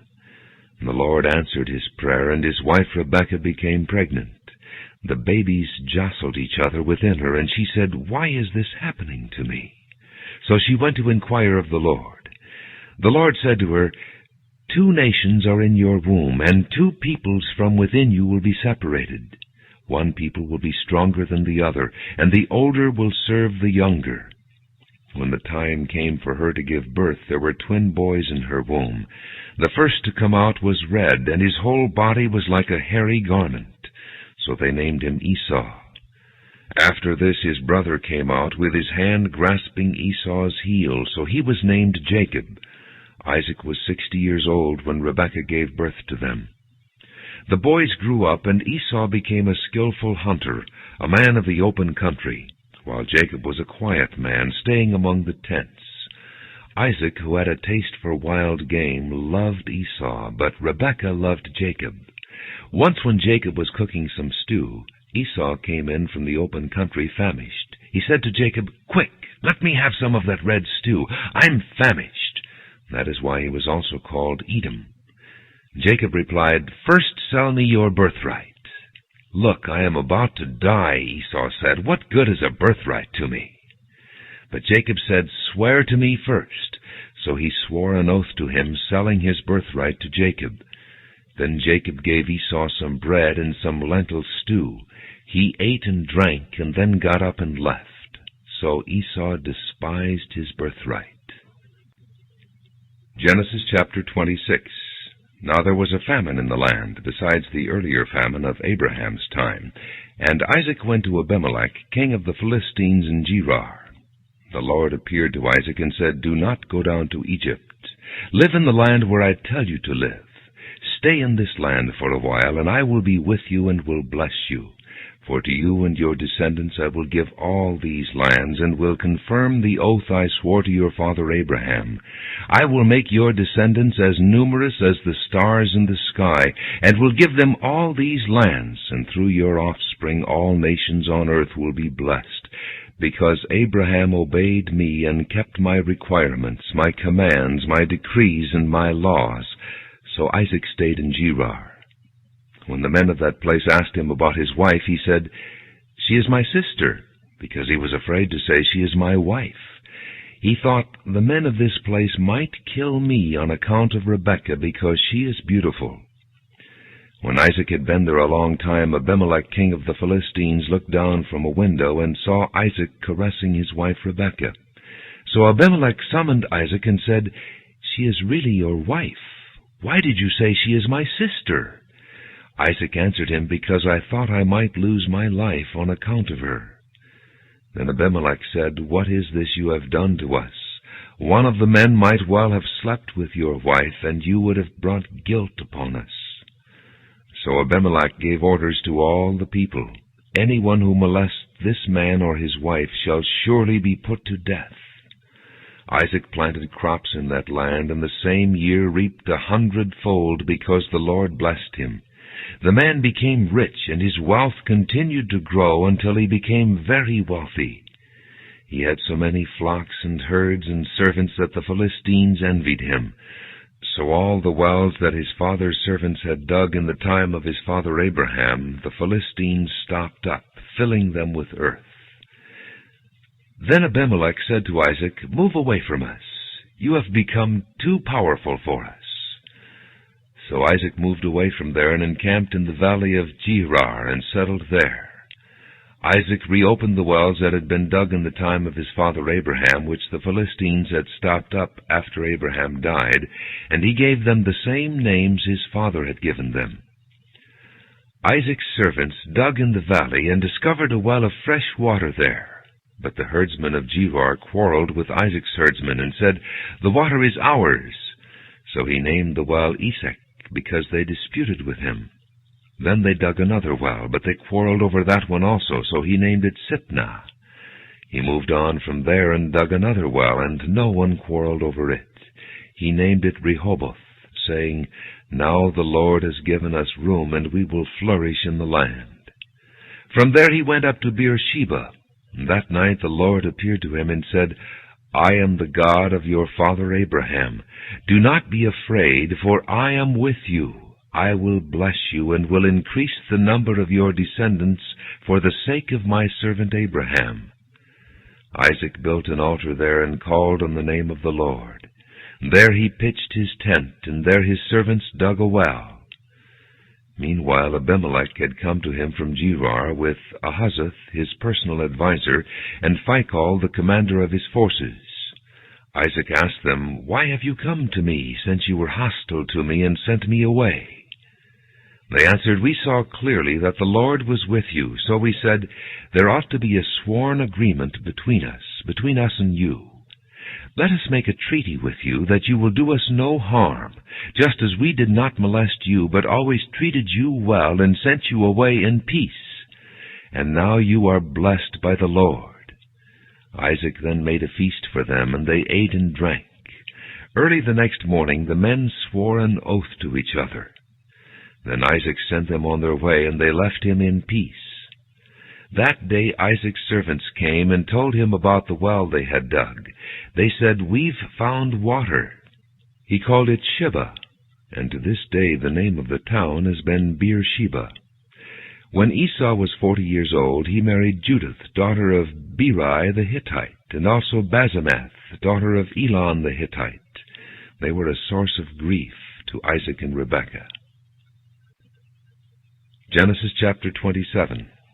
When Isaac was old, and his eyes were so weak that he could no longer see, he called for Esau his older son, and said to him, "My son." "Here I am," he answered. Isaac said, "I am now an old man, and don't know the day of my death. Now then, get your weapons, your quiver and bow, and go out to the open country to hunt some wild game for me. Prepare me the kind of tasty food I like, and bring it to me to eat, so that I may give you my blessing before I die." Now Rebekah was listening as Isaac spoke to his son Esau. When Esau left for the open country to hunt game and bring it back, Rebekah said to her son Jacob, "Look, I overheard your father say to your brother Esau, 'Bring me some game and prepare me some tasty food to eat, so that I may give you my blessing in the presence of the Lord before I die.' Now, my son, listen carefully and do what I tell you. Go out to the flock and bring me 2 choice young goats, so I can prepare some tasty food for your father, just the way he likes it. Then take it to your father to eat, so that he may give you his blessing before he dies." Jacob said to Rebekah his mother, "But my brother Esau is a hairy man, and I am a man with smooth skin. What if my father touches me? I would appear to be tricking him and would bring down a curse on myself rather than a blessing. His mother said to him, "My son, let the curse fall on me. Just do what I say. Go and get them for me." So he went and got them and brought them to his mother, and she prepared some tasty food just the way his father liked it. Then Rebekah took the best clothes of Esau, her older son, which she had in the house, and put them on her younger son Jacob. She also covered his hands and the smooth part of his neck with the goatskins. Then she handed to her son Jacob the tasty food and the bread she had made. He went to his father and said, "My father?" "Yes, my son," he answered. "Who is it?" Jacob said to his father, "I am Esau, your firstborn.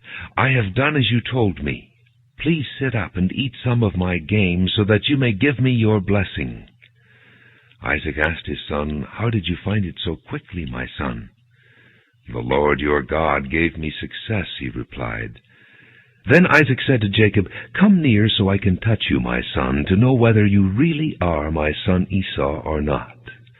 Jacob went close to his father Isaac, who touched him and said, "The voice is the voice of Jacob, but the hands are the hands of Esau." He did not recognize him, for his hands were hairy like those of his brother Esau, so he blessed him. "Are you really my son Esau?" he asked. "I am," he replied. Then he said, "My son, bring me some of your game to eat, so that I may give you my blessing." And Jacob brought it to him, and he ate. And he brought some wine, and he drank. Then his father Isaac said to him, "Come here, my son, and kiss me." So he went to him and kissed him. When Isaac caught the smell of his clothes, he blessed him, and said, "Ah, the smell of my son is like the smell of a field that the Lord has blessed. May God give you of heaven's dew and of earth's richness, an abundance of grain and new wine. May nations serve you, and peoples bow down to you. Be Lord over your brothers, and may the sons of your mother bow down to you. May those who curse you be cursed, and those who bless you be blessed." After Isaac finished blessing him, and Jacob had scarcely left his father's presence, his brother Esau came in from hunting. He too prepared some tasty food and brought it to his father. Then he said to him, "My father, sit up and eat some of my game, so that you may give me your blessing." His father Isaac asked him, "Who are you?" "I am your son," he answered, "your firstborn, Esau." Isaac trembled violently and said, "Who was it, then, that hunted game and brought it to me? I ate it just before you came, and I blessed him, and indeed he will be blessed." When Esau heard his father's words, he burst out with a loud and bitter cry, and said to his father, "Bless me, me too, my father." But he said, "Your brother came deceitfully and took your blessing." Esau said, "Isn't he rightly named Jacob? He has deceived me these 2 times. He took my birthright, and now he's taken my blessing." Then he asked, "Haven't you reserved any blessing for me?"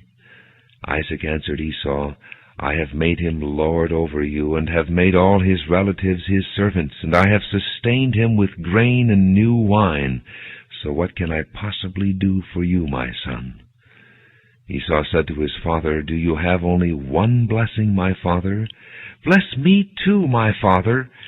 Then Esau wept aloud.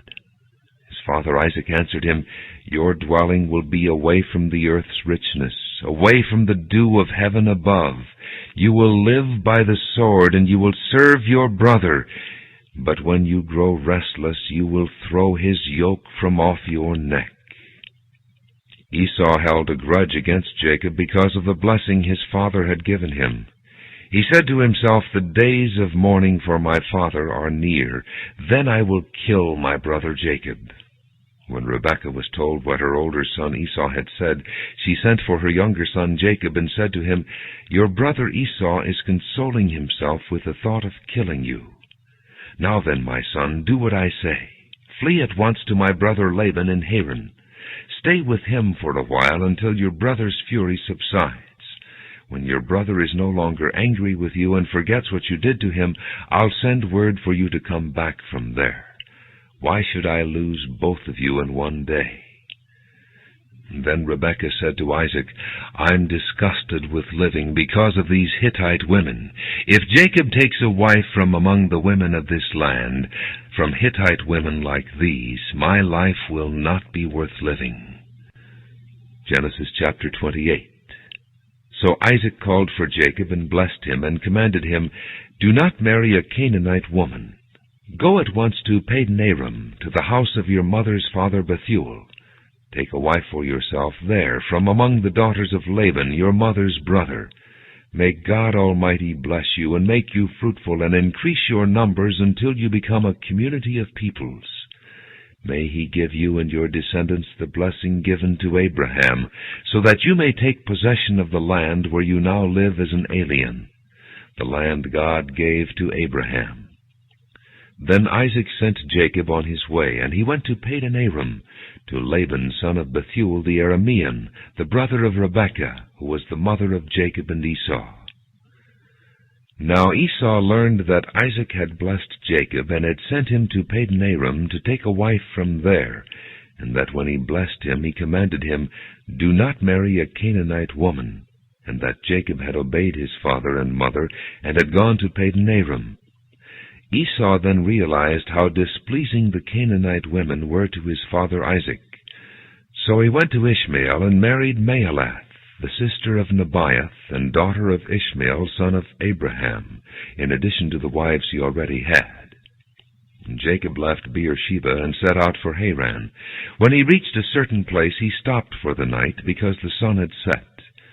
Taking one of the stones there, he put it under his head and lay down to sleep.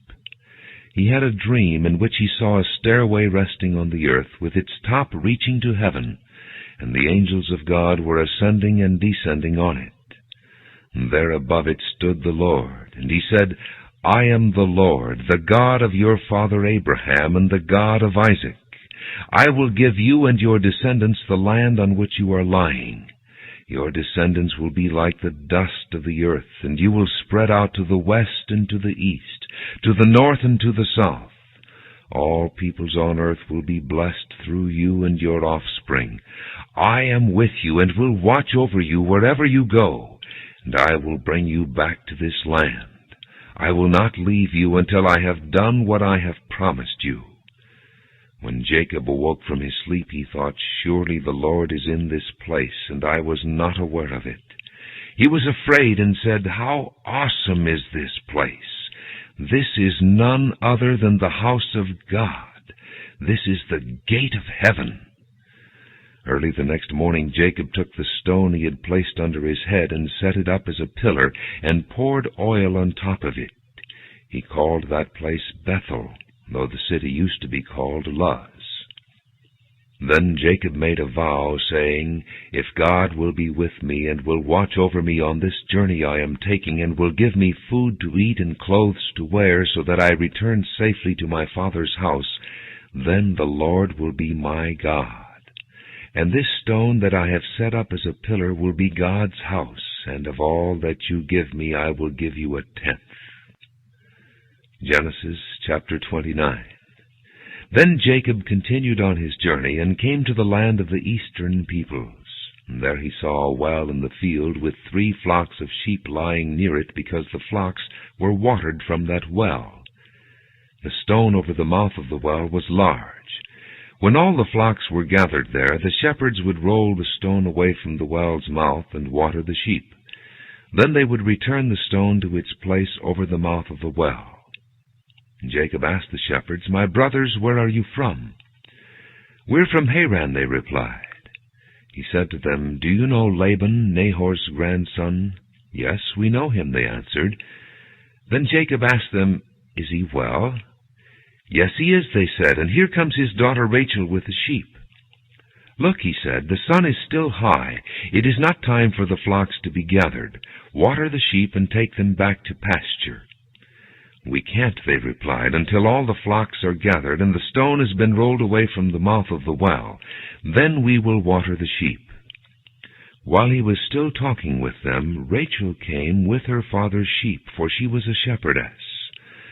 When Jacob saw Rachel, daughter of Laban, his mother's brother, and Laban's sheep, he went over and rolled the stone away from the mouth of the well, and watered his uncle's sheep. Then Jacob kissed Rachel, and began to weep aloud. He had told Rachel that he was a relative of her father, and a son of Rebekah, so she ran and told her father. As soon as Laban heard the news about Jacob, his sister's son, he hurried to meet him. He embraced him and kissed him and brought him to his home. And there Jacob told him all these things. Then Laban said to him, "You are my own flesh and blood." After Jacob had stayed with him for a whole month, Laban said to him, "Just because you are a relative of mine, should you work for me for nothing? Tell me what your wages should be." Now Laban had 2 daughters. The name of the older was Leah, and the name of the younger was Rachel. Leah had weak eyes, but Rachel was lovely in form and beautiful.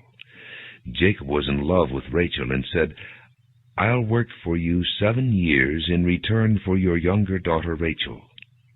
Laban said, "It's better that I give her to you than to some other man. Stay here with me." So Jacob served 7 years to get Rachel, but they seemed like only a few days to him because of his love for her.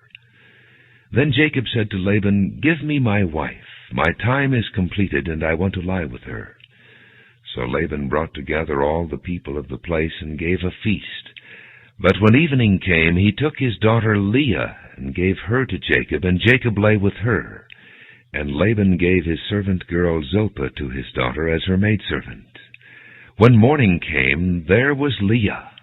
So Jacob said to Laban, "What is this you have done to me? I served you for Rachel, didn't I? Why have you deceived me?" Laban replied, "It is not our custom here to give the younger daughter in marriage before the older one. Finish this daughter's bridal week. Then we will give you the younger one also in return for another 7 years of work." And Jacob did so. He finished the week with Leah, and then Laban gave him his daughter Rachel to be his wife. Laban gave his servant girl Bilhah to his daughter Rachel as her maidservant. Jacob lay with Rachel also, and he loved Rachel more than Leah. And he worked for Laban another 7 years. When the Lord saw that Leah was not loved, he opened her womb, but Rachel was barren. Leah became pregnant and gave birth to a son. She named him Reuben, for she said, "It is because the Lord has seen my misery. Surely my husband will love me now." She conceived again, and when she gave birth to a son, she said, "Because the Lord heard that I am not loved, he gave me this one too." So she named him Simeon. Again she conceived, and when she gave birth to a son, she said, "Now at last my husband will become attached to me, because I have borne him 3 sons." So he was named Levi. She conceived again, and when she gave birth to a son, she said, "This time I will praise the Lord." So she named him Judah. Then she stopped having children. Genesis chapter 30. When Rachel saw that she was not bearing Jacob any children, she became jealous of her sister. So she said to Jacob, "Give me children, or I'll die." Jacob became angry with her and said, "Am I in the place of God, who has kept you from having children?" Then she said, "Here is Bilhah, my maidservant. Sleep with her, so that she can bear children for me, and that through her I too can build a family." So she gave him her servant Bilhah as a wife. Jacob slept with her, and she became pregnant and bore him a son. Then Rachel said, "God has vindicated me. He has listened to my plea and given me a son." Because of this she named him Dan. Rachel's servant Bilhah conceived again and bore Jacob a second son. Then Rachel said, "I have had a great struggle with my sister, and I have won." So she named him Naphtali. When Leah saw that she had stopped having children, she took her maidservant Zilpah and gave her to Jacob as a wife. Leah's servant Zilpah bore Jacob a son.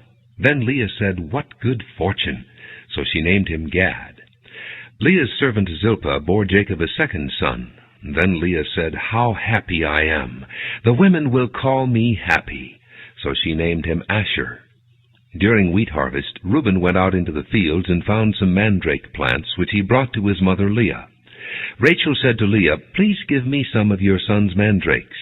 But she said to her, "Wasn't it enough that you took away my husband? Will you take my son's mandrakes too?" "Very well," Rachel said, "he can sleep with you tonight in return for your son's mandrakes." So when Jacob came in from the fields that evening, Leah went out to meet him. "You must sleep with me," she said. "I have hired you with my son's mandrakes." So he slept with her that night.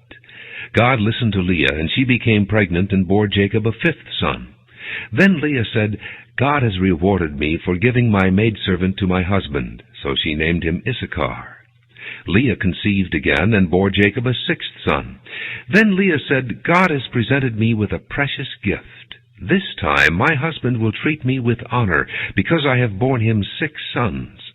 So she named him Zebulun. Sometime later she gave birth to a daughter, and named her Dinah. Then God remembered Rachel. He listened to her and opened her womb. She became pregnant and gave birth to a son, and said, "God has taken away my disgrace." She named him Joseph, and said, "May the Lord add to me another son." After Rachel gave birth to Joseph, Jacob said to Laban, "Send me on my way, so I can go back to my own homeland. Give me my wives and children, for whom I have served you, and I will be on my way. You know how much work I've done for you." But Laban said to him, "If I have found favor in your eyes, please stay. I have learned by divination that the Lord has blessed me because of you." He added, "Name your wages, and I will pay them." Jacob said to him, "You know how I have worked for you, and how your livestock has fared under my care. The little you had before I came has increased greatly, and the Lord has blessed you wherever I have been. But now, when may I do something for my own household?" "What shall I give you?" he asked. "Don't give me anything," Jacob replied, "but if you will do this one thing for me, I will go on tending your flocks and watching over them. Let me go through all your flocks today, and remove from them every speckled or spotted sheep, every dark-colored lamb, and every spotted or speckled goat. They will be my wages. And my honesty will testify for me in the future, whenever you check on the wages you have paid me. Any goat in my possession that is not speckled or spotted, or any lamb that is not dark-colored, will be considered stolen." "Agreed," said Laban. "Let it be as you have said." That same day he removed all the male goats that were streaked or spotted, and all the speckled or spotted female goats, all that had white on them, and all the dark-colored lambs, and he placed them in the care of his sons. Then he put a 3-day journey between himself and Jacob, while Jacob continued to tend the rest of Laban's flocks. Jacob, however, took fresh-cut branches from poplar, almond, and plane trees, and made white stripes on them by peeling the bark and exposing the white inner wood of the branches. Then he placed the peeled branches in all the watering troughs, so that they would be directly in front of the flocks when they came to drink. When the flocks were in heat and came to drink, they mated in front of the branches, and they bore young that were streaked or speckled or spotted. Jacob set apart the young of the flock by themselves, but made the rest face the streaked and dark-colored animals that belonged to Laban. Thus he made separate flocks for himself, and did not put them with Laban's animals. Whenever the stronger females were in heat, Jacob would place the branches in the troughs in front of the animals, so they would mate near the branches. But if the animals were weak, he would not place them there. So the weak animals went to Laban, and the strong ones to Jacob. In this way the man grew exceedingly prosperous, and came to own large flocks, and maidservants and menservants, and camels and donkeys. Genesis chapter 31. Jacob heard that Laban's sons were saying, "Jacob has taken everything our father owned, and has gained all this wealth from what belonged to our father." And Jacob noticed that Laban's attitude toward him was not what it had been. Then the Lord said to Jacob, "Go back to the land of your fathers and to your relatives, and I will be with you." So Jacob sent word to Rachel and Leah to come out to the fields where his flocks were. He said to them, "I see that your father's attitude toward me is not what it was before, but the God of my father has been with me. You know that I've worked for your father with all my strength. Yet your father has cheated me by changing my wages 10 times. However, God has not allowed him to harm me. If he said, the speckled ones will be your wages, then all the flocks gave birth to speckled young. And if he said, the streaked ones will be your wages, then all the flocks bore streaked young. So God has taken away your father's livestock and has given them to me.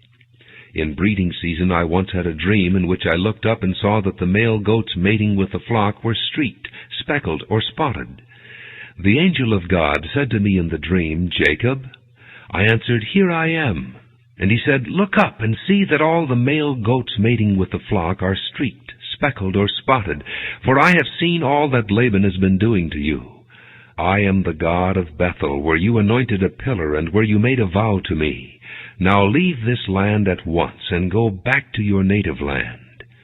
Then Rachel and Leah replied, Do we still have any share in the inheritance of our father's estate? Does he not regard us as foreigners? Not only has he sold us, but he has used up what was paid for us. Surely all the wealth that God took away from our father belongs to us and our children. So do whatever God has told you. Then Jacob put his children and his wives on camels, and he drove all his livestock ahead of him, along with all the goods he had accumulated in Padan Aram, to go to his father Isaac in the land of Canaan. When Laban had gone to shear his sheep, Rachel stole her father's household gods. Moreover, Jacob deceived Laban the Aramean by not telling him he was running away. So he fled with all he had, and crossing the river he headed for the hill country of Gilead. On the third day Laban was told that Jacob had fled. Taking his relatives with him, he pursued Jacob for 7 days and caught up with him in the hill country of Gilead. Then God came to Laban the Aramean in a dream at night and said to him, Be careful not to say anything to Jacob, either good or bad. Jacob had pitched his tent in the hill country of Gilead when Laban overtook him, and Laban and his relatives camped there too. Then Laban said to Jacob, What have you done? You've deceived me, and you've carried off my daughters like captives in war. Why did you run off secretly and deceive me? Why didn't you tell me so I could send you away with joy and singing to the music of tambourines and harps? You didn't even let me kiss my grandchildren and my daughters goodbye. You have done a foolish thing. I have the power to harm you, but last night the God of your father said to me, Be careful not to say anything to Jacob, either good or bad. Now you have gone off because you long to return to your father's house. But why did you steal my gods? Jacob answered Laban, I was afraid because I thought you would take your daughters away from me by force. But if you find anyone who has your gods, he shall not live. In the presence of our relatives, see for yourself whether there is anything of yours here with me, and if so, take it. Now Jacob did not know that Rachel had stolen the gods. So Laban went into Jacob's tent, and into Leah's tent, and into the tent of the 2 maidservants, but he found nothing. After he came out of Leah's tent, he entered Rachel's tent. Now Rachel had taken the household gods and put them inside her camel's saddle, and was sitting on them. Laban searched through everything in the tent, but found nothing. Rachel said to her father, Don't be angry, my lord, that I cannot stand up in your presence. I am having my period. So he searched, but could not find the household gods. Jacob was angry and took Laban to task. What is my crime, he asked Laban. What sin have I committed that you hunt me down? Now that you have searched through all my goods, what have you found that belongs to your household? Put it here in front of your relatives and mine, and let them judge between the 2 of us. I have been with you for 20 years now. Your sheep and goats have not miscarried, nor have I eaten rams from your flocks. I did not bring you animals torn by wild beasts. I bore the loss myself. And you demanded payment from me for whatever was stolen by day or night. This was my situation. The heat consumed me in the daytime, and the cold at night, and sleep fled from my eyes. It was like this for the 20 years I was in your household. I worked for you 14 years for your 2 daughters, and 6 years for your flocks, and you changed my wages 10 times. If the God of my father, the God of Abraham, and the fear of Isaac had not been with me, you would surely have sent me away empty-handed. But God has seen my hardship and the toil of my hands, and last night he rebuked you." Laban answered Jacob, "The women are my daughters, the children are my children, and the flocks are my flocks. All you see is mine. Yet what can I do today about these daughters of mine, or about the children they have borne? Come now, let's make a covenant, you and I, and let it serve as a witness between us." So Jacob took a stone and set it up as a pillar. He said to his relatives, "Gather some stones." So they took stones and piled them in a heap, and they ate there by the heap. Laban called it Jegar-Sahadutha, and Jacob called it Galeed. Laban said, "This heap is a witness between you and me today." That is why it was called Galeed. It was also called Mizpah, because he said, "May the Lord keep watch between you and me when we are away from each other. If you mistreat my daughters, or if you take any wives besides my daughters, even though no one is with us, remember that God is a witness between you and me." Laban also said to Jacob, "Here is this heap, and here is this pillar I have set up between you and me. This heap is a witness, and this pillar is a witness, that I will not go past this heap to your side to harm you, and that you will not go past this heap and pillar to my side to harm me. May the God of Abraham and the God of Nahor, the God of their father, judge between us." So Jacob took an oath in the name of the fear of his father Isaac. He offered a sacrifice there in the hill country and invited his relatives to a meal. After they had eaten, they spent the night there. Early the next morning, Laban kissed his grandchildren and his daughters and blessed them. Then he left and returned home. Genesis chapter 32. Jacob also went on his way, and the angels of God met him. When Jacob saw them, he said, "This is the camp of God." So he named that place Mahanaim. Jacob sent messengers ahead of him to his brother Esau in the land of Seir, the country of Edom. He instructed them, "This is what you are to say to my master Esau. Your servant Jacob says, I have been staying with Laban and have remained there till now. I have cattle and donkeys, sheep and goats, men servants and maid servants. Now I am sending this message to my lord, that I may find favor in your eyes." When the messengers returned to Jacob, they said, "We went to your brother Esau, and now he is coming to meet you, and 400 men are with him." In great fear and distress, Jacob divided the people who were with him into 2 groups, and the flocks and herds and camels as well. He thought, if Esau comes and attacks one group, the group that is left may escape. Then Jacob prayed, "O God of my father Abraham, God of my father Isaac, O Lord, who said to me, 'Go back to your country and your relatives, and I will make you prosper,' I am unworthy of all the kindness and faithfulness you have shown your servant. I had only my staff when I crossed this Jordan, but now I have become 2 groups. Save me, I pray, from the hand of my brother Esau, for I am afraid he will come and attack me, and also the mothers with their children. But you have said, I will surely make you prosper, and will make your descendants like the sand of the sea, which cannot be counted." He spent the night there, and from what he had with him he selected a gift for his brother Esau, 200 female goats and 20 male goats, 200 ewes and 20 rams, 30 female camels with their young, 40 cows and 10 bulls, and 20 female donkeys and 10 male donkeys. He put them in the care of his servants, each herd by itself, and said to his servants, "Go ahead of me, and keep some space between the herds." He instructed the one in the lead, "When my brother Esau meets you and asks, 'To whom do you belong, and where are you going, and who owns all these animals in front of you?' then you are to say, 'They belong to your servant Jacob. They are a gift sent to my lord Esau, and he is coming behind us.'" He also instructed the second, the third, and all the others who followed the herds. "You are to say the same thing to Esau when you meet him. And be sure to say, 'Your servant Jacob is coming behind us.'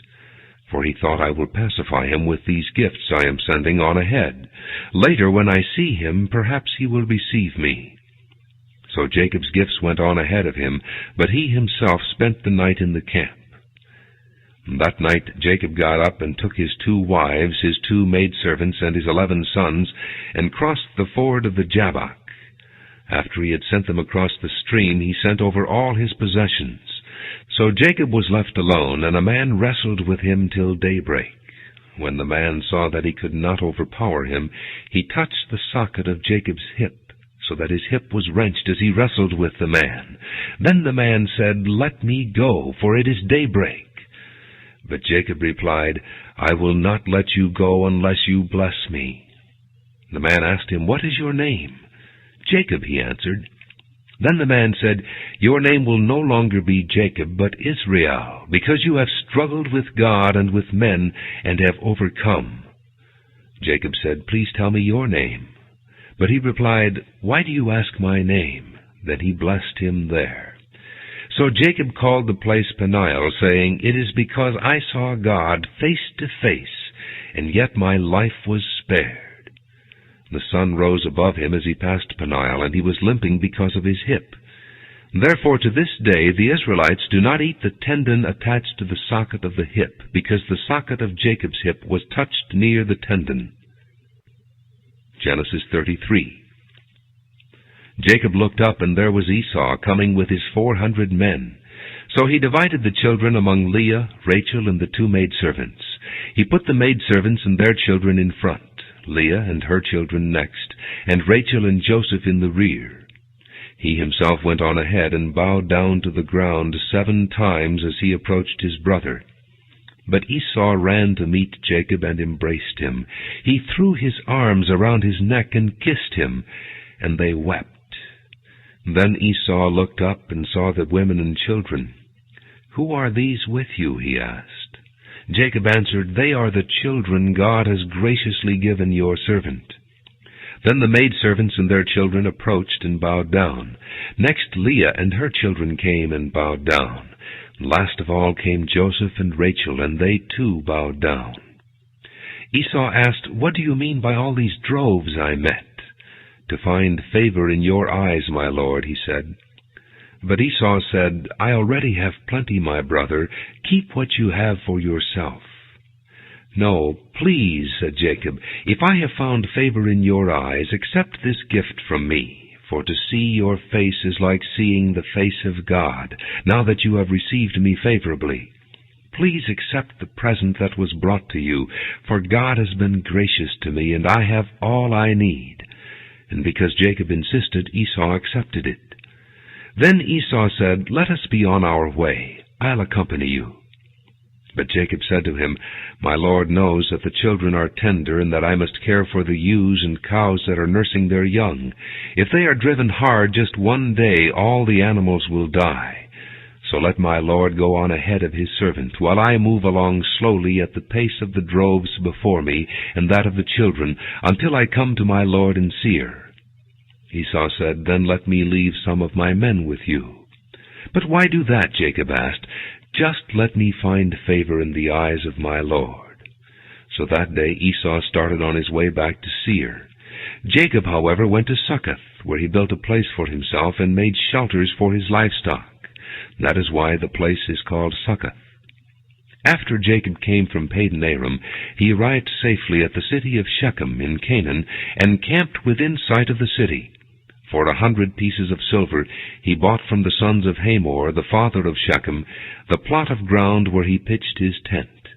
There he set up an altar and called it El Elohe Israel.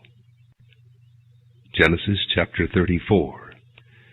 Now Dinah, the daughter Leah had borne to Jacob, went out to visit the women of the land. When Shechem, son of Hamor the Hivite, the ruler of that area, saw her, he took her and violated her. His heart was drawn to Dinah, daughter of Jacob, and he loved the girl and spoke tenderly to her. And Shechem said to his father Hamor, Get me this girl as my wife. When Jacob heard that his daughter Dinah had been defiled, his sons were in the fields with his livestock, so he kept quiet about it until they came home. Then Shechem's father Hamor went out to talk with Jacob. Now Jacob's sons had come in from the fields as soon as they heard what had happened. They were filled with grief and fury, because Shechem had done a disgraceful thing in Israel by lying with Jacob's daughter, a thing that should not be done. But Hamor said to them, "My son Shechem has his heart set on your daughter. Please give her to him as his wife. Intermarry with us. Give us your daughters, and take our daughters for yourselves. You can settle among us. The land is open to you. Live in it, trade in it, and acquire property in it." Then Shechem said to Dinah's father and brothers, "Let me find favor in your eyes, and I will give you whatever you ask. Make the price for the bride and the gift I am to bring as great as you like, and I'll pay whatever you ask me. Only give me the girl as my wife." Because their sister Dinah had been defiled, Jacob's sons replied deceitfully as they spoke to Shechem and his father Hamor. They said to them, "We can't do such a thing. We can't give our sister to a man who is not circumcised. That would be a disgrace to us.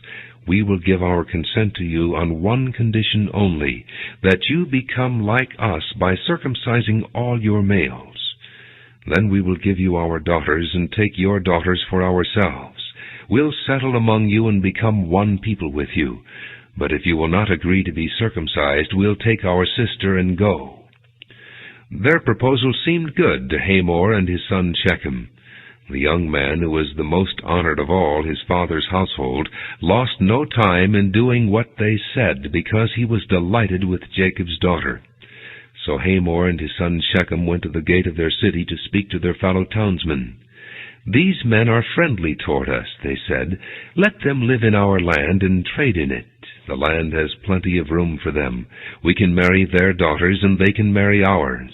But the men will consent to live with us as one people only on the condition that our males be circumcised as they themselves are. Won't their livestock, their property, and all their other animals become ours? So let us give our consent to them, and they will settle among us." All the men who went out of the city gate agreed with Hamor and his son Shechem, and every male in the city was circumcised. 3 days later, while all of them were still in pain, 2 of Jacob's sons, Simeon and Levi, Dinah's brothers, took their swords and attacked the unsuspecting city, killing every male. They put Hamor and his son Shechem to the sword, and took Dinah from Shechem's house and left. The sons of Jacob came upon the dead bodies and looted the city where their sister had been defiled. They seized their flocks and herds and donkeys and everything else of theirs in the city and out in the fields. They carried off all their wealth and all their women and children, taking as plunder everything in the houses. Then Jacob said to Simeon and Levi, "You have brought trouble on me by making me a stench to the Canaanites and Perizzites, the people living in this land. We are few in number, and if they join forces against me and attack me, I and my household will be destroyed." But they replied, "Should he have treated our sister like a prostitute?" Genesis chapter 35. Then God said to Jacob, "Go up to Bethel and settle there, and build an altar there to God, who appeared to you when you were fleeing from your brother Esau." So Jacob said to his household and to all who were with him, "Get rid of the foreign gods you have with you, and purify yourselves and change your clothes. Then come, let us go up to Bethel, where I will build an altar to God, who answered me in the day of my distress, and who has been with me wherever I have gone." So they gave Jacob all the foreign gods they had, and the rings in their ears, and Jacob buried them under the oak at Shechem.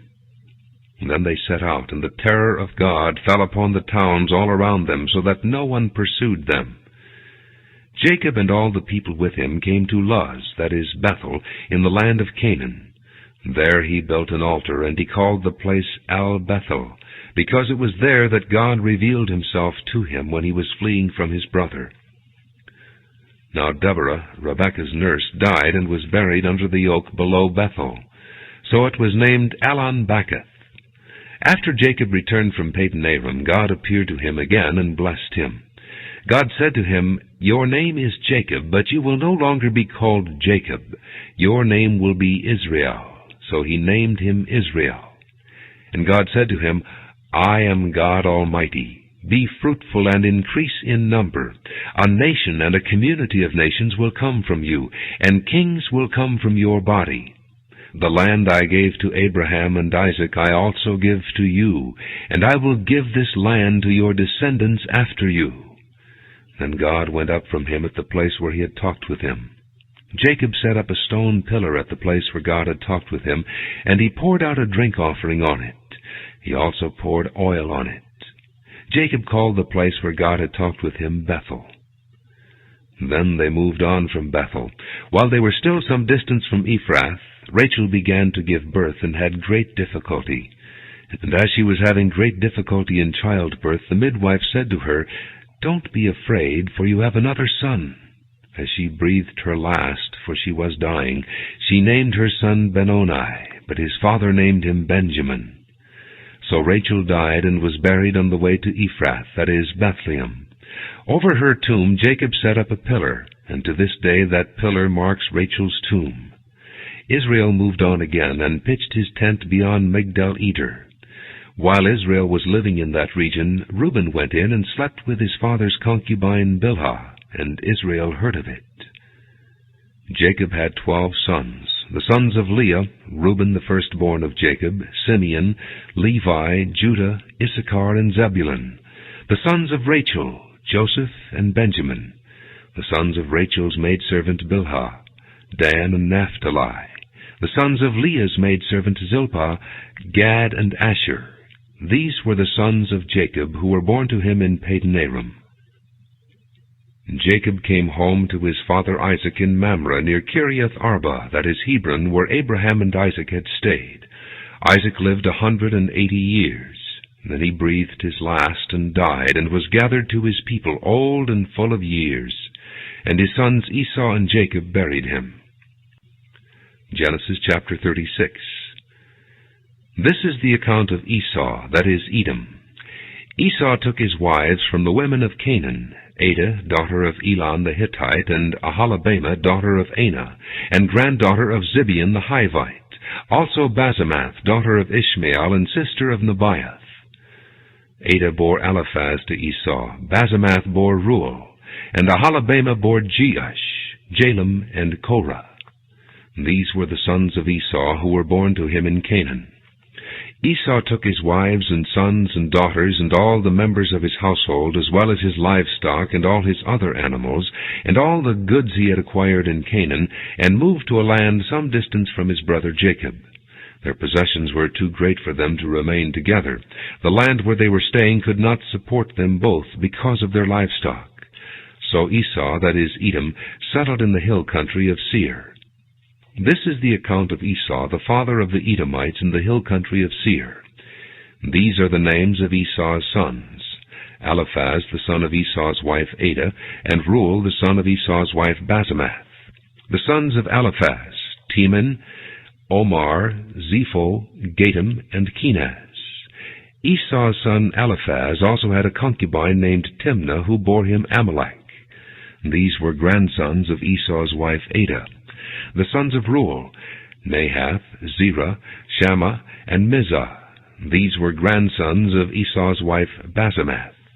The sons of Esau's wife Aholibamah, daughter of Anah, and granddaughter of Zibeon, whom she bore to Esau: Jeush, Jalem, and Korah. These were the chiefs among Esau's descendants, the sons of Eliphaz, the firstborn of Esau: chiefs Teman, Omar, Zepho, Kenaz, Korah, Gatam, and Amalek. These were the chiefs descended from Eliphaz in Edom. They were grandsons of Adah. The sons of Esau's son Reuel: chiefs Nahath, Zerah, Shammah, and Mizah. These were the chiefs descended from Reuel in Edom. They were grandsons of Esau's wife Basemath. The sons of Esau's wife Aholibamah: chiefs Jeush, Jalem, and Korah. These were the chiefs descended from Esau's wife Aholibamah, daughter of Anah. These were the sons of Esau, that is Edom, and these were their chiefs. These were the sons of Seir the Horite, who were living in the region: Lotan, Shobal, Zibeon, Anah, Dishon, Ezer, and Dishan. These sons of Seir in Edom were Horite chiefs. The sons of Lotan: Hori, and Homam. Timnah was Lotan's sister. The sons of Shobal, Alvan, Manahath, Ebal, Shepho, and Onam. The sons of Zibeon, Ea and Anah. This is the Anah who discovered the hot springs in the desert while he was grazing the donkeys of his father Zibeon. The children of Anah, Dishon and Aholibamah, daughter of Anah. The sons of Dishon, Hemdan, Eshban, Ithran, and Kiran. The sons of Ezer, Bilhan, Zeavan, and Achan. The sons of Dishan, Uz, and Aaron. These were the Horite chiefs, Lotan, Shobal, Zibeon, Anah, Dishon, Ezer, and Dishan. These were the Horite chiefs according to their divisions in the land of Seir. These were the kings who reigned in Edom before any Israelite king reigned. Bela, son of Beor, became king of Edom. His city was named Dinhabah. When Bela died, Jobab, son of Zerah from Bozrah, succeeded him as king. When Jobab died, Husham from the land of the Temanites succeeded him as king. When Husham died, Hadad, son of Bedad, who defeated Midian in the country of Moab, succeeded him as king. His city was named Avith. When Hadad died, Samlah from Masrekah succeeded him as king. When Samlah died, Shael from Rehoboth on the river succeeded him as king. When Shael died, Baal-Hanan, son of Akbor, succeeded him as king. When Baal-Hanan, son of Akbor, died, Hadad succeeded him as king.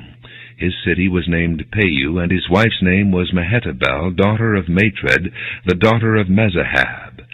These were the chiefs descended from Esau by name, according to their clans and regions: Timnah, Alva, Jetheth, Aholibamah, Elah, Pinon, Kenan, Teman, Mibzar, Magdiel, and Iram. These were the chiefs of Edom, according to their settlements in the land they occupied. This was Esau, the father of the Edomites. Genesis chapter 37. Jacob lived in the land where his father had stayed, the land of Canaan. This is the account of Jacob. Joseph, a young man of 17, was tending the flocks with his brothers, the sons of Bilhah and the sons of Zilpah, his father's wives, and he brought their father a bad report about them. Now Israel loved Joseph more than any of his other sons, because he had been born to him in his old age, and he made a richly ornamented robe for him. When his brothers saw that their father loved him more than any of them, they hated him and could not speak a kind word to him. Joseph had a dream, and when he told it to his brothers, they hated him all the more. He said to them, "Listen to this dream I had. We were binding sheaves of grain out in the field, when suddenly my sheaf rose and stood upright, while your sheaves gathered around mine and bowed down to it." His brothers said to him, "Do you intend to reign over us? Will you actually rule us?" And they hated him all the more because of his dream and what he had said. Then he had another dream, and he told it to his brothers. "Listen," he said, "I had another dream, and this time the sun and moon and 11 stars were bowing down to me." When he told his father as well as his brothers, his father rebuked him and said, "What is this dream you had? Will your mother and I and your brothers actually come and bow down to the ground before you?" His brothers were jealous of him, but his father kept the matter in mind. Now his brothers had gone to graze their father's flock near Shechem, and Israel said to Joseph, "As you know, your brothers are grazing the flocks near Shechem. Come, I am going to send you to them." "Very well," he replied. So he said to him, "Go and see if all is well with your brothers and with the flocks, and bring word back to me." Then he sent him off from the valley of Hebron. When Joseph arrived at Shechem, a man found him wandering around in the fields and asked him, "What are you looking for?" He replied, "I am looking for my brothers. Can you tell me where they are grazing their flocks?" "They have moved on from here," the man answered. "I heard them say, 'Let's go to Dothan.'" So Joseph went after his brothers and found them near Dothan. But they saw him in the distance, and before he reached them, they plotted to kill him. "Here comes that dreamer," they said to each other. "Come now, let's kill him and throw him into one of these cisterns and say that a ferocious animal devoured him. Then we'll see what comes of his dreams." When Reuben heard this, he tried to rescue him from their hands. "Let's not take his life," he said. "Don't shed any blood. Throw him into this cistern here in the desert, but don't lay a hand on him." Reuben said this to rescue him from them and take him back to his father. So when Joseph came to his brothers, they stripped him of his robe, the richly ornamented robe he was wearing, and they took him and threw him into the cistern. Now the cistern was empty, there was no water in it. As they sat down to eat their meal, they looked up and saw a caravan of Ishmaelites coming from Gilead. Their camels were loaded with spices, balm, and myrrh, and they were on their way to take them down to Egypt. Judah said to his brothers, "What will we gain if we kill our brother and cover up his blood? Come, let's sell him to the Ishmaelites and not lay our hands on him. After all, he is our brother, our own flesh and blood." His brothers agreed. So when the Midianite merchants came by, his brothers pulled Joseph up out of the cistern and sold him for 20 shekels of silver to the Ishmaelites, who took him to Egypt. When Reuben returned to the cistern and saw that Joseph was not there, he tore his clothes. He went back to his brothers and said, "The boy isn't there. Where can I turn now?" Then they got Joseph's robe, slaughtered a goat, and dipped the robe in the blood. They took the ornamented robe back to their father and said, "We found this. Examine it to see whether it's your son's robe." He recognized it and said, "It is my son's robe. Some ferocious animal has devoured him. Joseph has surely been torn to pieces." Then Jacob tore his clothes, put on sackcloth, and mourned for his son many days. All his sons and daughters came to comfort him, but he refused to be comforted. "No," he said, "in mourning will I go down to the grave to my son." So his father wept for him. Meanwhile, the Midianites sold Joseph in Egypt to Potiphar, one of Pharaoh's officials, the captain of the guard. Genesis chapter 38. At that time Judah left his brothers and went down to stay with a man of Adullam named Hira. There Judah met the daughter of a Canaanite man named Shua. He married her and lay with her. She became pregnant and gave birth to a son who was named She conceived again and gave birth to a son and named him Onan. She gave birth to still another son and named him Shelah. It was at Chezib that she gave birth to him. Judah got a wife for his firstborn, and her name was Tamar. But Judah's firstborn, was wicked in the Lord's sight, so the Lord put him to death.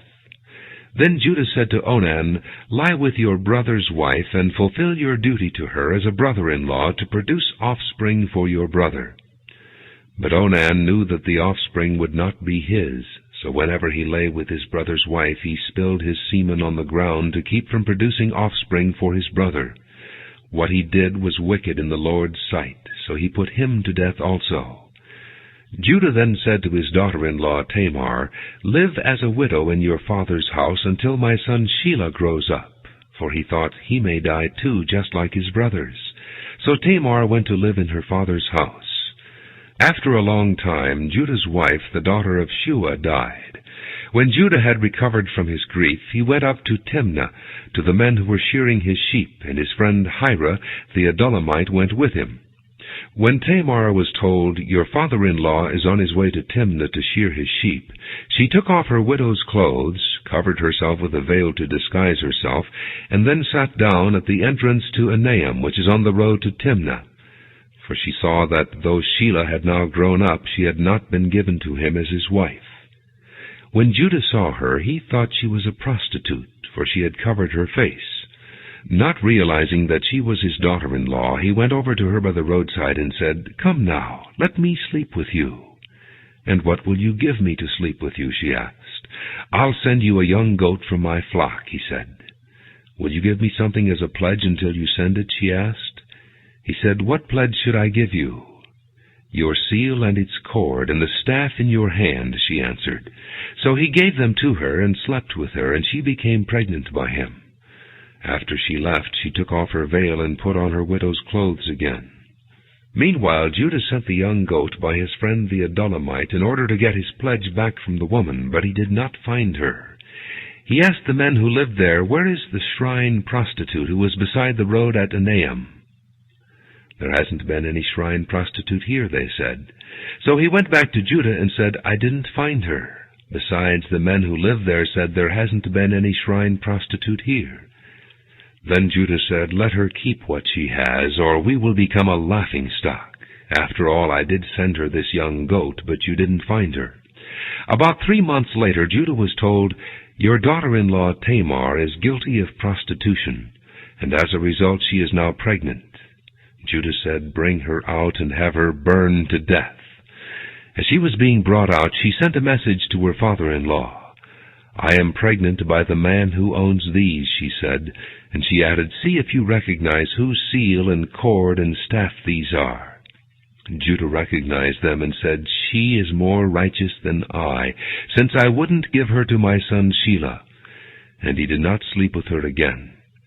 When the time came for her to give birth, there were twin boys in her womb. As she was giving birth, one of them put out his hand. So the midwife took a scarlet thread and tied it on his wrist and said, "This one came out first." But when he drew back his hand, his brother came out, and she said, "So this is how you have broken out." And he was named Perez. Then his brother, who had the scarlet thread on his wrist, came out, and he was given the name Zerah. Genesis chapter 39. Now Joseph had been taken down to Egypt.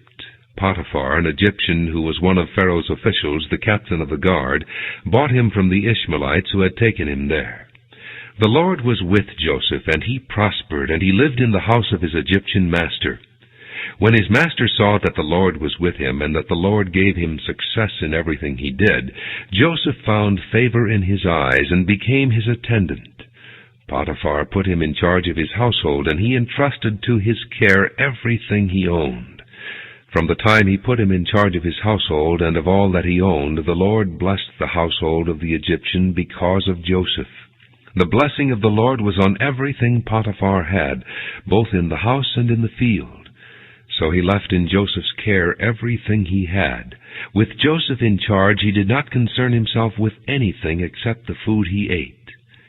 Now Joseph was well built and handsome, and after a while his master's wife took notice of Joseph and said, "Come to bed with me." But he refused. "With me in charge," he told her, "my master does not concern himself with anything in the house. Everything he owns he has entrusted to my care. No one is greater in this house than I am. My master has withheld nothing from me except you, because you are his wife. How then could I do such a wicked thing and sin against God?" And though she spoke to Joseph day after day, he refused to go to bed with her, or even be with her. One day he went into the house to attend to his duties, and none of the household servants was inside. She caught him by his cloak and said, "Come to bed with me." But he left his cloak in her hand and ran out of the house. When she saw that he had left his cloak in her hand and had run out of the house, she called her household servants. "Look," she said to them, "this Hebrew has been brought to us to make sport of us. He came in here to sleep with me, but I screamed. When he heard me scream for help, he left his cloak beside me and ran out of the house." She kept his cloak beside her until his master came home. Then she told him this story: "That Hebrew slave you brought us came to me to make sport of me. But as soon as I screamed for help, he left his cloak beside me and ran out of the house." When his master heard the story his wife told him, saying, "This is how your slave treated me," he burned with anger. Joseph's master took him and put him in prison, the place where the king's prisoners were confined. But while Joseph was there in the prison, the Lord was with him. He showed him kindness and granted him favor in the eyes of the prison warden. So the warden put Joseph in charge of all those held in the prison, and he was made responsible for all that was done there. The warden paid no attention to anything under Joseph's care, because the Lord was with Joseph and gave him success in whatever he did. Genesis chapter 40.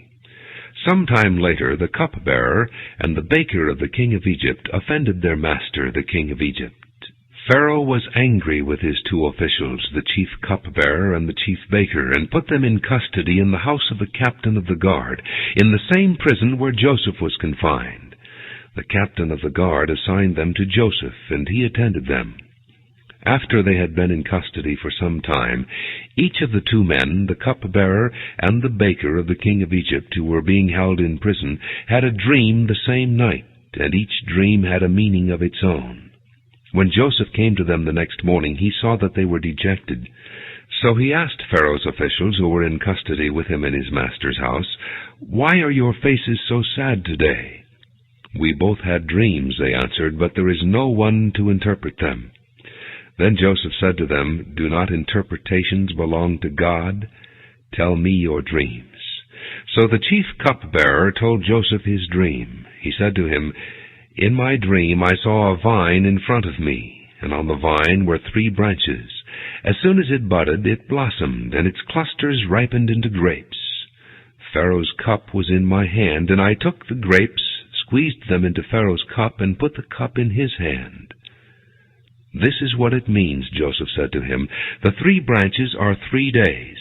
Within 3 days Pharaoh will lift up your head and restore you to your position, and you will put Pharaoh's cup in his hand, just as you used to do when you were his cupbearer. But when all goes well with you, remember me and show me kindness. Mention me to Pharaoh and get me out of this prison, for I was forcibly carried off from the land of the Hebrews, and even here I have done nothing to deserve being put in a dungeon." When the chief baker saw that Joseph had given a favorable interpretation, he said to Joseph, "I too had a dream. On my head were 3 baskets of bread.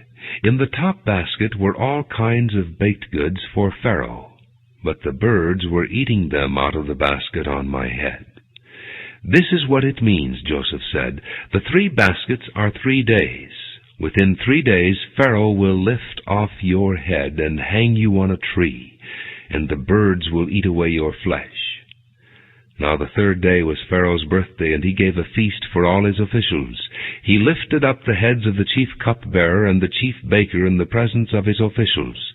He restored the chief cupbearer to his position, so that he once again put the cup into Pharaoh's hand. But he hanged the chief baker, just as Joseph had said to them in his interpretation. The chief cupbearer, however, did not remember Joseph. He forgot him. Genesis chapter 41. When 2 full years had passed, Pharaoh had a dream. He was standing by the Nile, when out of the river there came up 7 cows, sleek and fat, and they grazed among the reeds.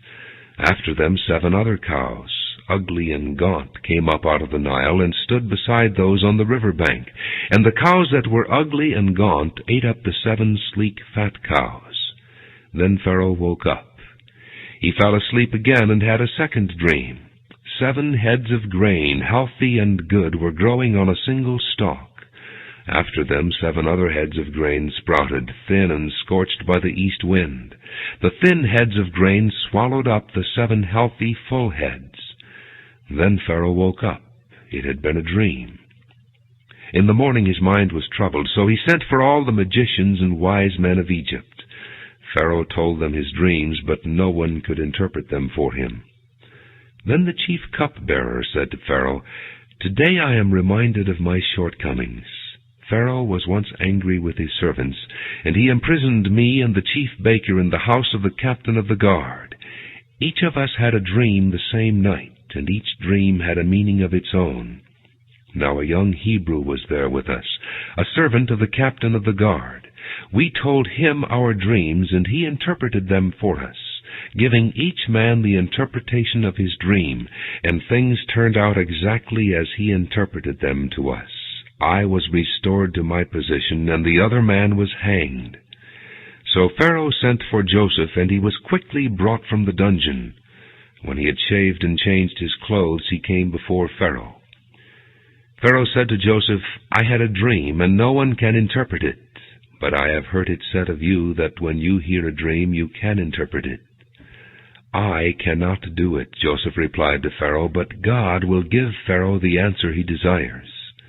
Then Pharaoh said to Joseph, "In my dream I was standing on the bank of the Nile, when out of the river there came up 7 cows, fat and sleek, and they grazed among the reeds.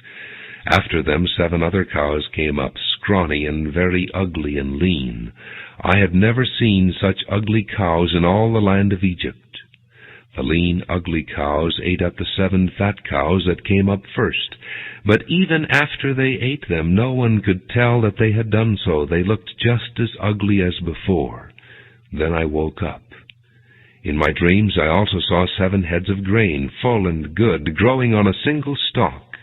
After them 7 other heads sprouted, withered and thin and scorched by the east wind. The thin heads of grain swallowed up the 7 good heads. I told this to the magicians, but none could explain it to me. Then Joseph said to Pharaoh, "The dreams of Pharaoh are one and the same. God has revealed to Pharaoh what he is about to do. The 7 good cows are 7 years, and the 7 good heads of grain are 7 years. It is one and the same dream. The 7 lean, ugly cows that came up afterward are 7 years. And so are the 7 worthless heads of grain scorched by the east wind. They are 7 years of famine.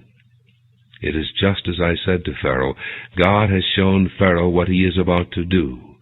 7 years of great abundance are coming throughout the land of Egypt, but 7 years of famine will follow them. Then all the abundance in Egypt will be forgotten, and the famine will ravage the land. The abundance in the land will not be remembered, because the famine that follows it will be so severe. The reason the dream was given to Pharaoh in 2 forms is that the matter has been firmly decided by God, and God will do it soon. And now let Pharaoh look for a discerning and wise man, and put him in charge of the land of Egypt. Let Pharaoh appoint commissioners over the land to take 1/5 of the harvest of Egypt during the 7 years of abundance. They should collect all the food of these good years that are coming, and store up the grain under the authority of Pharaoh to be kept in the cities for food. This food should be held in reserve for the country, to be used during the 7 years of famine that will come upon Egypt, so that the country may not be ruined by the famine." The plan seemed good to Pharaoh and to all his officials. So Pharaoh asked them, "Can we find anyone like this man, one in whom is the Spirit of God?" Then Pharaoh said to Joseph, "Since God has made all this known to you, there is no one so discerning and wise as you. You shall be in charge of my palace, and all my people are to submit to your orders. Only with respect to the throne will I be greater than you." So Pharaoh said to Joseph, "I hereby put you in charge of the whole land of Egypt." Then Pharaoh took his signet ring from his finger and put it on Joseph's finger. He dressed him in robes of fine linen and put a gold chain around his neck. He had him ride in a chariot as his second in command, and men shouted before him, "Make way!" And thus he put him in charge of the whole land of Egypt. Then Pharaoh said to Joseph, "I am Pharaoh, but without your word no one will lift hand or foot in all Egypt."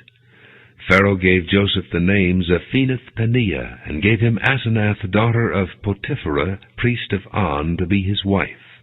And Joseph went throughout the land of Egypt. Joseph was 30 years old when he entered the service of Pharaoh, king of Egypt. And Joseph went out from Pharaoh's presence and traveled throughout Egypt. During the 7 years of abundance the land produced plentifully. Joseph collected all the food produced in those 7 years of abundance in Egypt and stored it in the cities. In each city he put the food grown in the fields surrounding it. Joseph stored up huge quantities of grain, like the sand of the sea. It was so much that he stopped keeping records because it was beyond measure. Before the years of famine came, 2 sons were born to Joseph by Asenath, daughter of Potiphera, priest of On. Joseph named his firstborn Manasseh, and said, "It is because God has made me forget all my trouble and all my father's household." The second son he named Ephraim, and said, "It is because God has made me fruitful in the land of my suffering." The 7 years of abundance in Egypt came to an end, and the 7 years of famine began, just as Joseph had said. There was famine in all the other lands, but in the whole land of Egypt there was food. When all Egypt began to feel the famine, the people cried to Pharaoh for food. Then Pharaoh told all the Egyptians, "Go to Joseph and do what he tells you." When the famine had spread over the whole country, Joseph opened the storehouses and sold grain to the Egyptians, for the famine was severe throughout Egypt. And all the countries came to Egypt to buy grain from Joseph, because the famine was severe in all the world. Genesis chapter 42. When Jacob learned that there was grain in Egypt, he said to his sons, "Why do you just keep looking at each other?" He continued, "I have heard that there is grain in Egypt. Go down there and buy some for us, so that we may live and not die." Then 10 of Joseph's brothers went down to buy grain from Egypt. But Jacob did not send Benjamin, Joseph's brother, with the others, because he was afraid that harm might come to him. So Israel's sons were among those who went to buy grain, for the famine was in the land of Canaan also. Now Joseph was the governor of the land, the one who sold grain to all its people.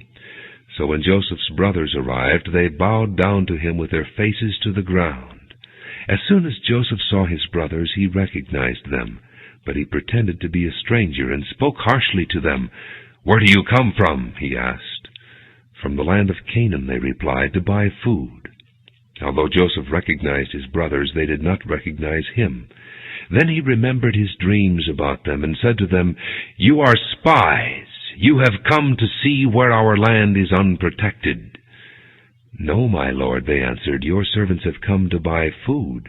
We are all the sons of one man. Your servants are honest men, not spies." "No," he said to them, "you have come to see where our land is unprotected." But they replied, "Your servants were 12 brothers, the sons of one man, who lives in the land of Canaan. The youngest is now with our father, and one is no more." Joseph said to them, "It is just as I told you. You are spies. And this is how you will be tested. As surely as Pharaoh lives, you will not leave this place unless your youngest brother comes here. Send one of your number to get your brother. The rest of you will be kept in prison, so that your words may be tested to see if you are telling the truth. If you are not, then as surely as Pharaoh lives, you are spies." And he put them all in custody for 3 days. On the 3rd day Joseph said to them, "Do this, and you will live, for I fear God. If you are honest men, let one of your brothers stay here in prison, while the rest of you go and take the grain back for your starving households. But you must bring your youngest brother to me, so that your words may be verified, and that you may not die." This they proceeded to do. They said to one another, "Surely we are being punished because of our brother. We saw how distressed he was when he pleaded with us for his life, but we would not listen. That's why this distress has come upon us." Reuben replied, "Didn't I tell you not to sin against the boy? But you wouldn't listen. Now we must give an accounting for his blood." They did not realize that Joseph could understand them, since he was using an interpreter. He turned away from them and began to weep, but then turned back and spoke to them again. He had Simeon taken from them and bound before their eyes. Joseph gave orders to fill their bags with grain, to put each man's silver back in his sack, and to give them provisions for their journey. After this was done for them, they loaded their grain on their donkeys and left. At the place where they stopped for the night, one of them opened his sack to get feed for his donkey, and he saw his silver in the mouth of his sack.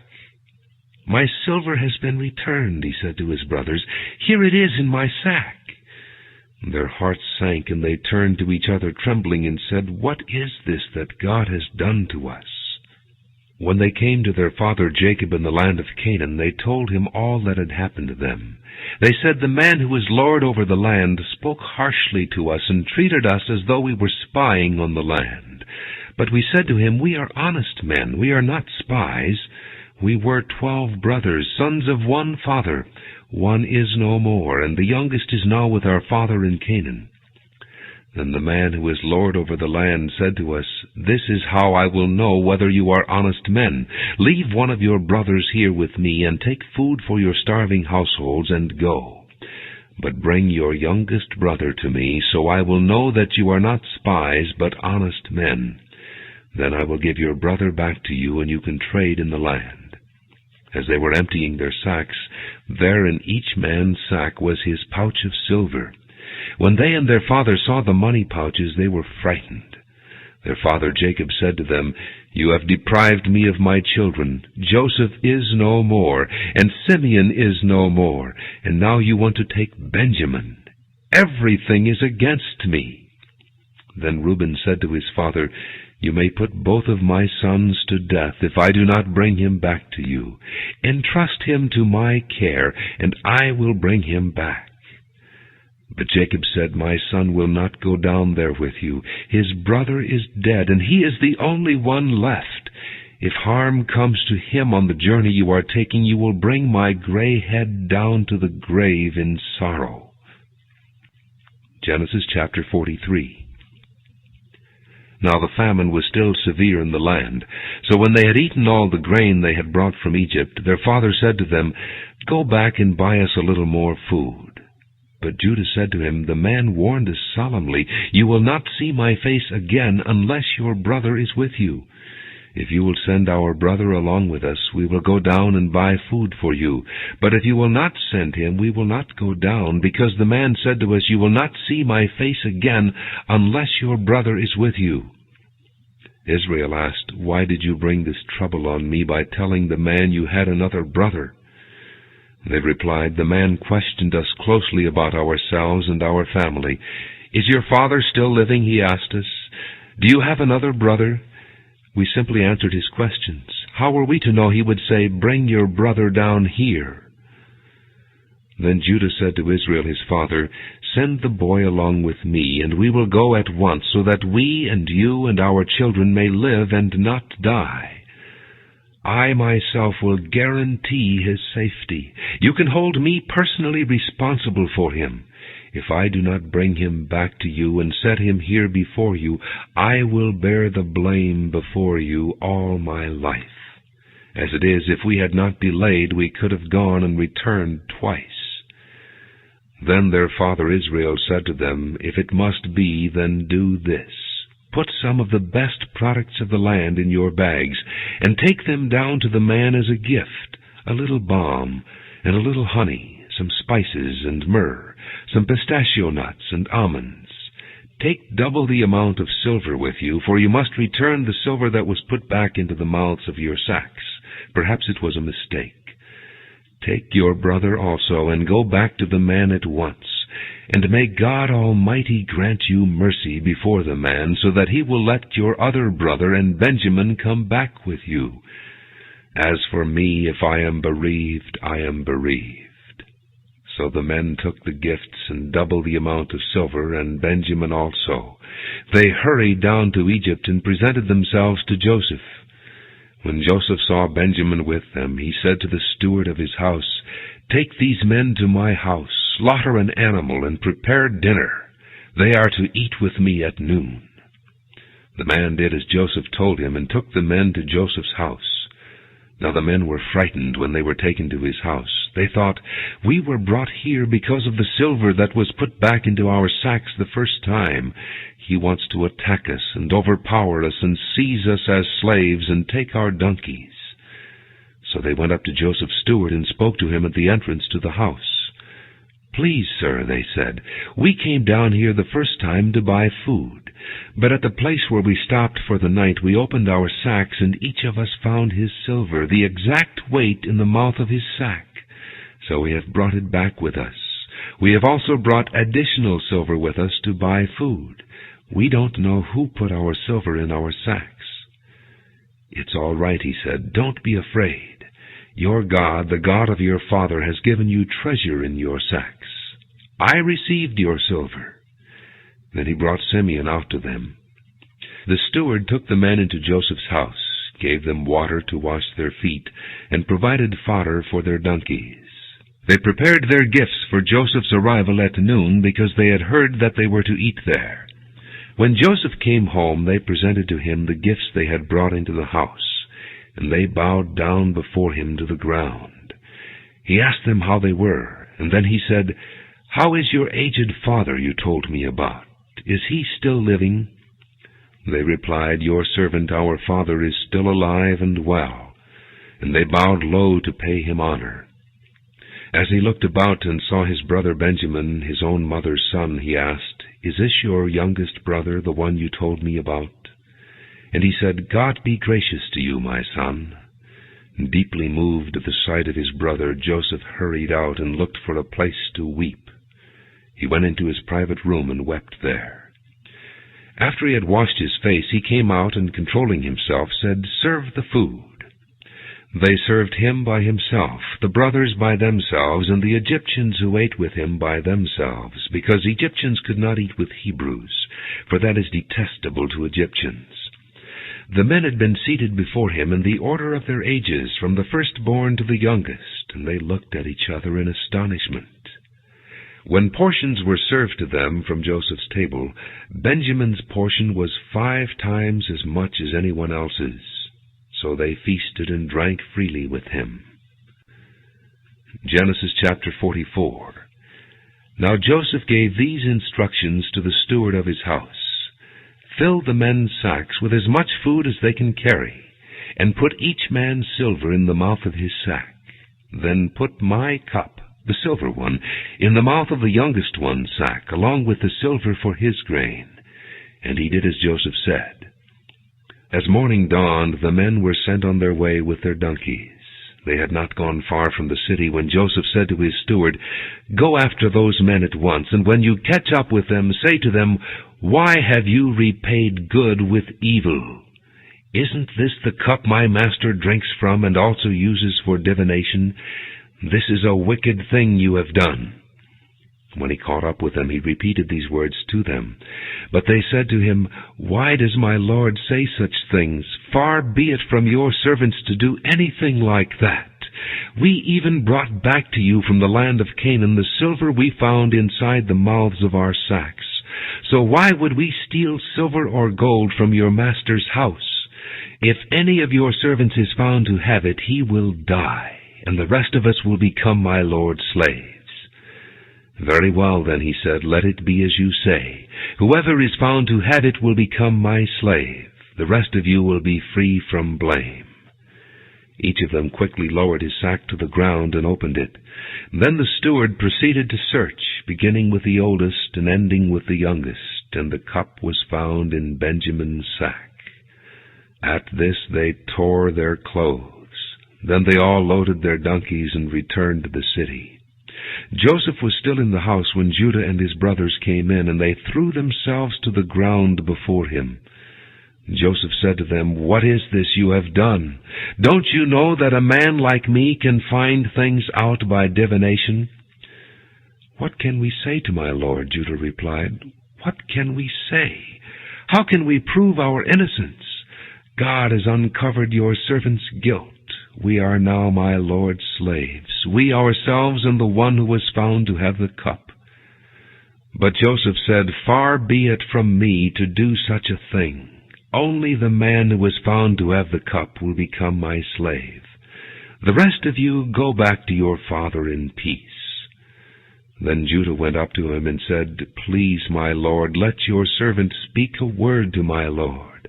Do not be angry with your servant, though you are equal to Pharaoh himself. My lord asked his servants, Do you have a father or a brother? And we answered, We have an aged father, and there is a young son born to him in his old age. His brother is dead, and he is the only one of his mother's sons left, and his father loves him. Then you said to your servants, Bring him down to me, so I can see him for myself. And we said to my lord, The boy cannot leave his father. If he leaves him, his father will die. But you told your servants, Unless your youngest brother comes down with you, you will not see my face again. When we went back to your servant my father, we told him what my lord had said. Then our father said, Go back and buy a little more food. But we said, We cannot go down. Only if our youngest brother is with us will we go. We cannot see the man's face unless our youngest brother is with us. Your servant my father said to us, You know that my wife bore me 2 sons. One of them went away from me, and I said, He has surely been torn to pieces, and I have not seen him since. If you take this one from me too, and harm comes to him, you will bring my gray head down to the grave in misery. So now if the boy is not with us when I go back to your servant my father, and if my father, whose life is closely bound up with the boy's life, sees that the boy isn't there, he will die. Your servants will bring the gray head of our father down to the grave in sorrow. Your servant guaranteed the boy's safety to my father. I said, if I do not bring him back to you, I will bear the blame before you, my father, all my life. Now then, please, let your servant remain here as my lord's slave in place of the boy, and let the boy return with his brothers. How can I go back to my father if the boy is not with me? No, do not let me see the misery that would come upon my father. Genesis chapter 45. Then Joseph could no longer control himself before all his attendants, and he cried out, "Have everyone leave my presence!" So there was no one with Joseph when he made himself known to his brothers. And he wept so loudly that the Egyptians heard him, and Pharaoh's household heard about it. Joseph said to his brothers, "I am Joseph. Is my father still living?" But his brothers were not able to answer him, because they were terrified at his presence. Then Joseph said to his brothers, "Come close to me." When they had done so, he said, "I am your brother Joseph, the one you sold into Egypt. And now do not be distressed, and do not be angry with yourselves for selling me here, because it was to save lives that God sent me ahead of you. For 2 years now there has been famine in the land, and for the next 5 years there will not be plowing and reaping. But God sent me ahead of you to preserve for you a remnant on earth, and to save your lives by a great deliverance. So then it was not you who sent me here, but God. He made me father to Pharaoh, lord of his entire household, and ruler of all Egypt. Now hurry back to my father and say to him, 'This is what your son Joseph says. God has made me lord of all Egypt. Come down to me. Don't delay. You shall live in the region of Goshen and be near me, you, your children and grandchildren, your flocks and herds, and all you have. I will provide for you there, because 5 years of famine are still to come. Otherwise you and your household and all who belong to you will become destitute. You can see for yourselves, and so can my brother Benjamin, that it is really I who am speaking to you. Tell my father about all the honor accorded me in Egypt, and about everything you have seen, and bring my father down here quickly." Then he threw his arms around his brother Benjamin and wept. And Benjamin embraced him, weeping. And he kissed all his brothers and wept over them. Afterward his brothers talked with him. When the news reached Pharaoh's palace that Joseph's brothers had come, Pharaoh and all his officials were pleased. Pharaoh said to Joseph, "Tell your brothers, do this, load your animals and return to the land of Canaan, and bring your father and your families back to me. I will give you the best of the land of Egypt, and you can enjoy the fat of the land." You were also directed to tell them, "Do this, take some carts from Egypt for your children and your wives, and get your father and come. Never mind about your belongings, because the best of all Egypt will be yours." So the sons of Israel did this. Joseph gave them carts, as Pharaoh had commanded, and he also gave them provisions for their journey. To each of them he gave new clothing, but to Benjamin he gave 300 shekels of silver and 5 sets of clothes. And this is what he sent to his father: 10 donkeys loaded with the best things of Egypt, and 10 female donkeys loaded with grain and bread and other provisions for his journey. Then he sent his brothers away, and as they were leaving he said to them, "Don't quarrel on the way." So they went up out of Egypt and came to their father Jacob in the land of Canaan. They told him, "Joseph is still alive. In fact, he is ruler of all Egypt." Jacob was stunned. He did not believe them. But when they told him everything Joseph had said to them, and when he saw the carts Joseph had sent to carry him back, the spirit of their father Jacob revived. And Israel said, "I'm convinced. My son Joseph is still alive. I will go and see him before I die." Genesis chapter 46. So Israel set out with all that was his, and when he reached Beersheba, he offered sacrifices to the God of his father Isaac. And God spoke to Israel in a vision at night and said, "Jacob, Jacob." "Here I am," he replied. "I am God, the God of your father," he said. "Do not be afraid to go down to Egypt, for I will make you into a great nation there. I will go down to Egypt with you, and I will surely bring you back again, and Joseph's own hand will close your eyes." Then Jacob left Beersheba, and Israel's sons took their father Jacob and their children and their wives in the carts that Pharaoh had sent to transport him. They also took with them their livestock and the possessions they had acquired in Canaan, and Jacob and all his offspring went to Egypt. He took with him to Egypt his sons and grandsons, and his daughters and granddaughters, all his offspring. These are the names of the sons of Israel, Jacob and his descendants, who went to Egypt. Reuben, the firstborn of Jacob. The sons of Reuben, Hanok, Palu, Hezron, and Carmi. The sons of Simeon, Jemuel, Jamin, Ohad, Jachin, Zohar, and Shael, the son of a Canaanite woman. The sons of Levi, Gershon, Kohath, and Merari. The sons of Judah, Onan, Shelah, Perez, and Zerah, but and Onan had died in the land of Canaan. The sons of Perez, Hezron, and Hamel. The sons of Issachar, Tola, Puah, Jashub, and Shimron.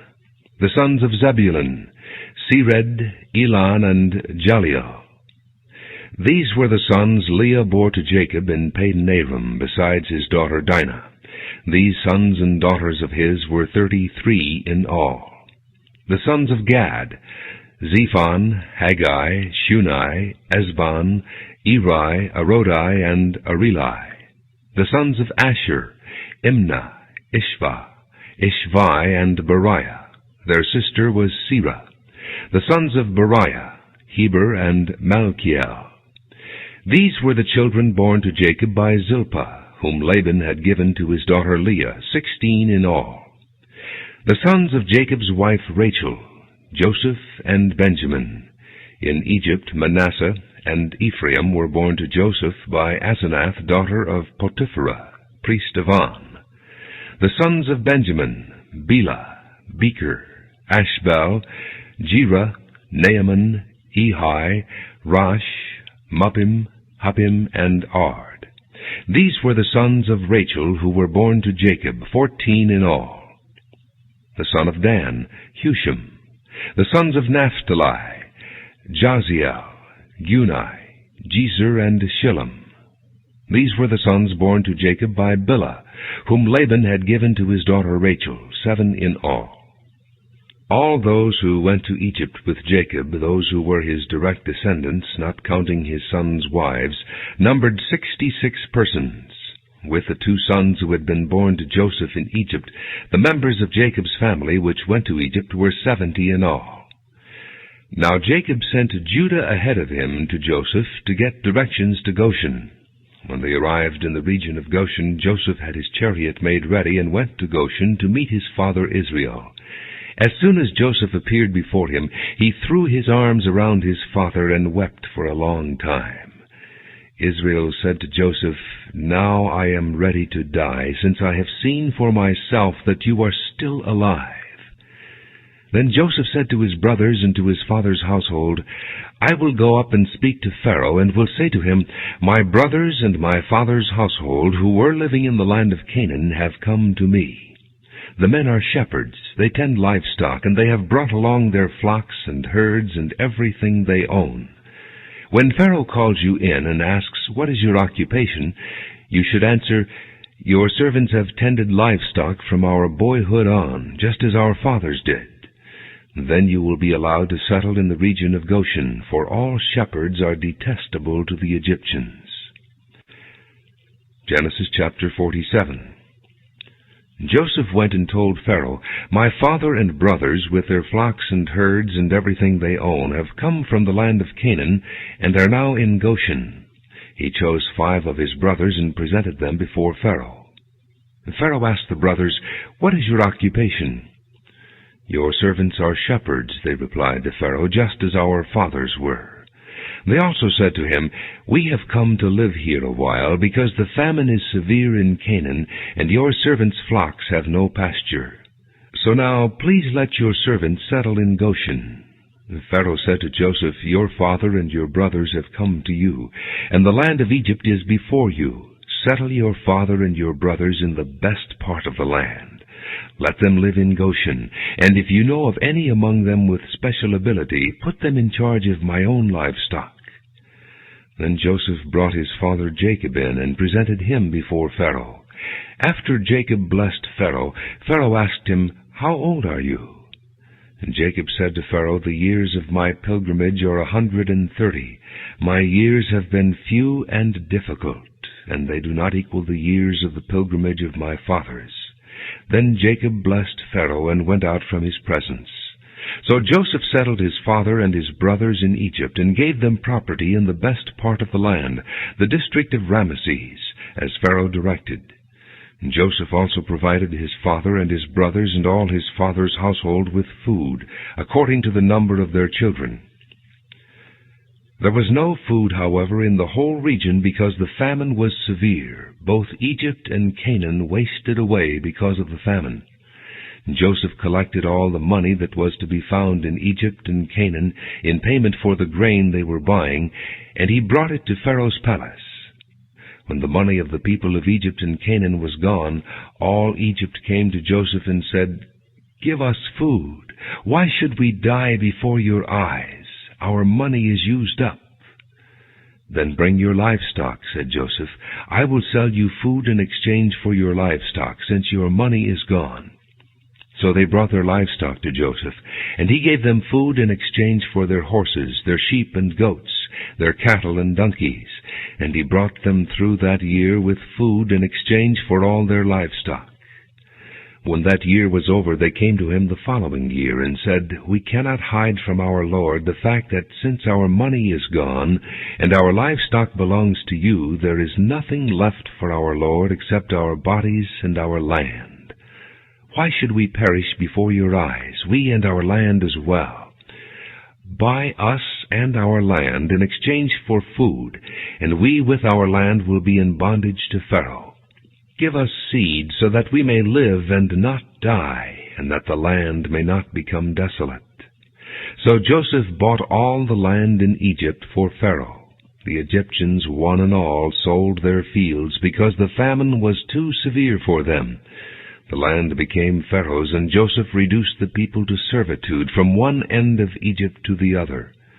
However, he did not buy the land of the priests, because they received a regular allotment from Pharaoh, and had food enough from the allotment Pharaoh gave them.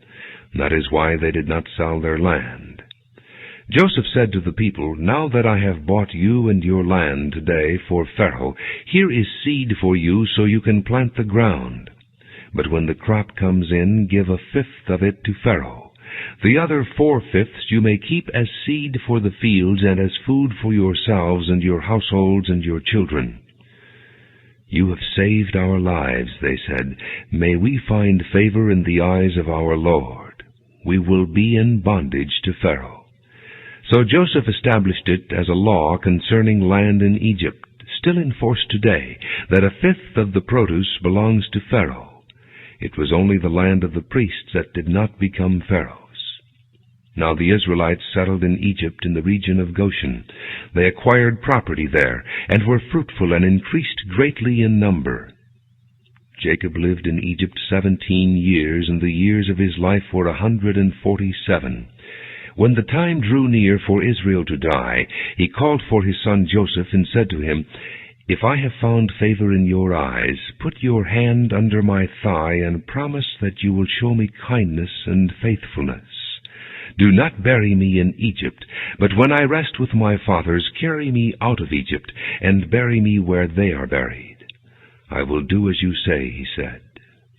"Swear to me," he said.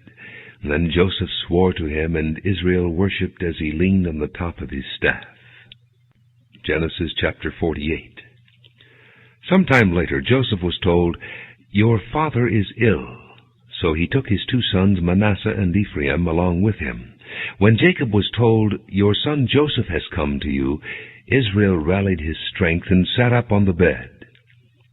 Jacob said to Joseph, "God Almighty appeared to me at Luz in the land of Canaan, and there he blessed me, and said to me, I am going to make you fruitful and will increase your numbers. I will make you a community of peoples, and I will give this land as an everlasting possession to your descendants after you. Now then, your 2 sons born to you in Egypt before I came to you here will be reckoned as mine. Ephraim and Manasseh will be mine, just as Reuben and Simeon are mine. Any children born to you after them will be yours.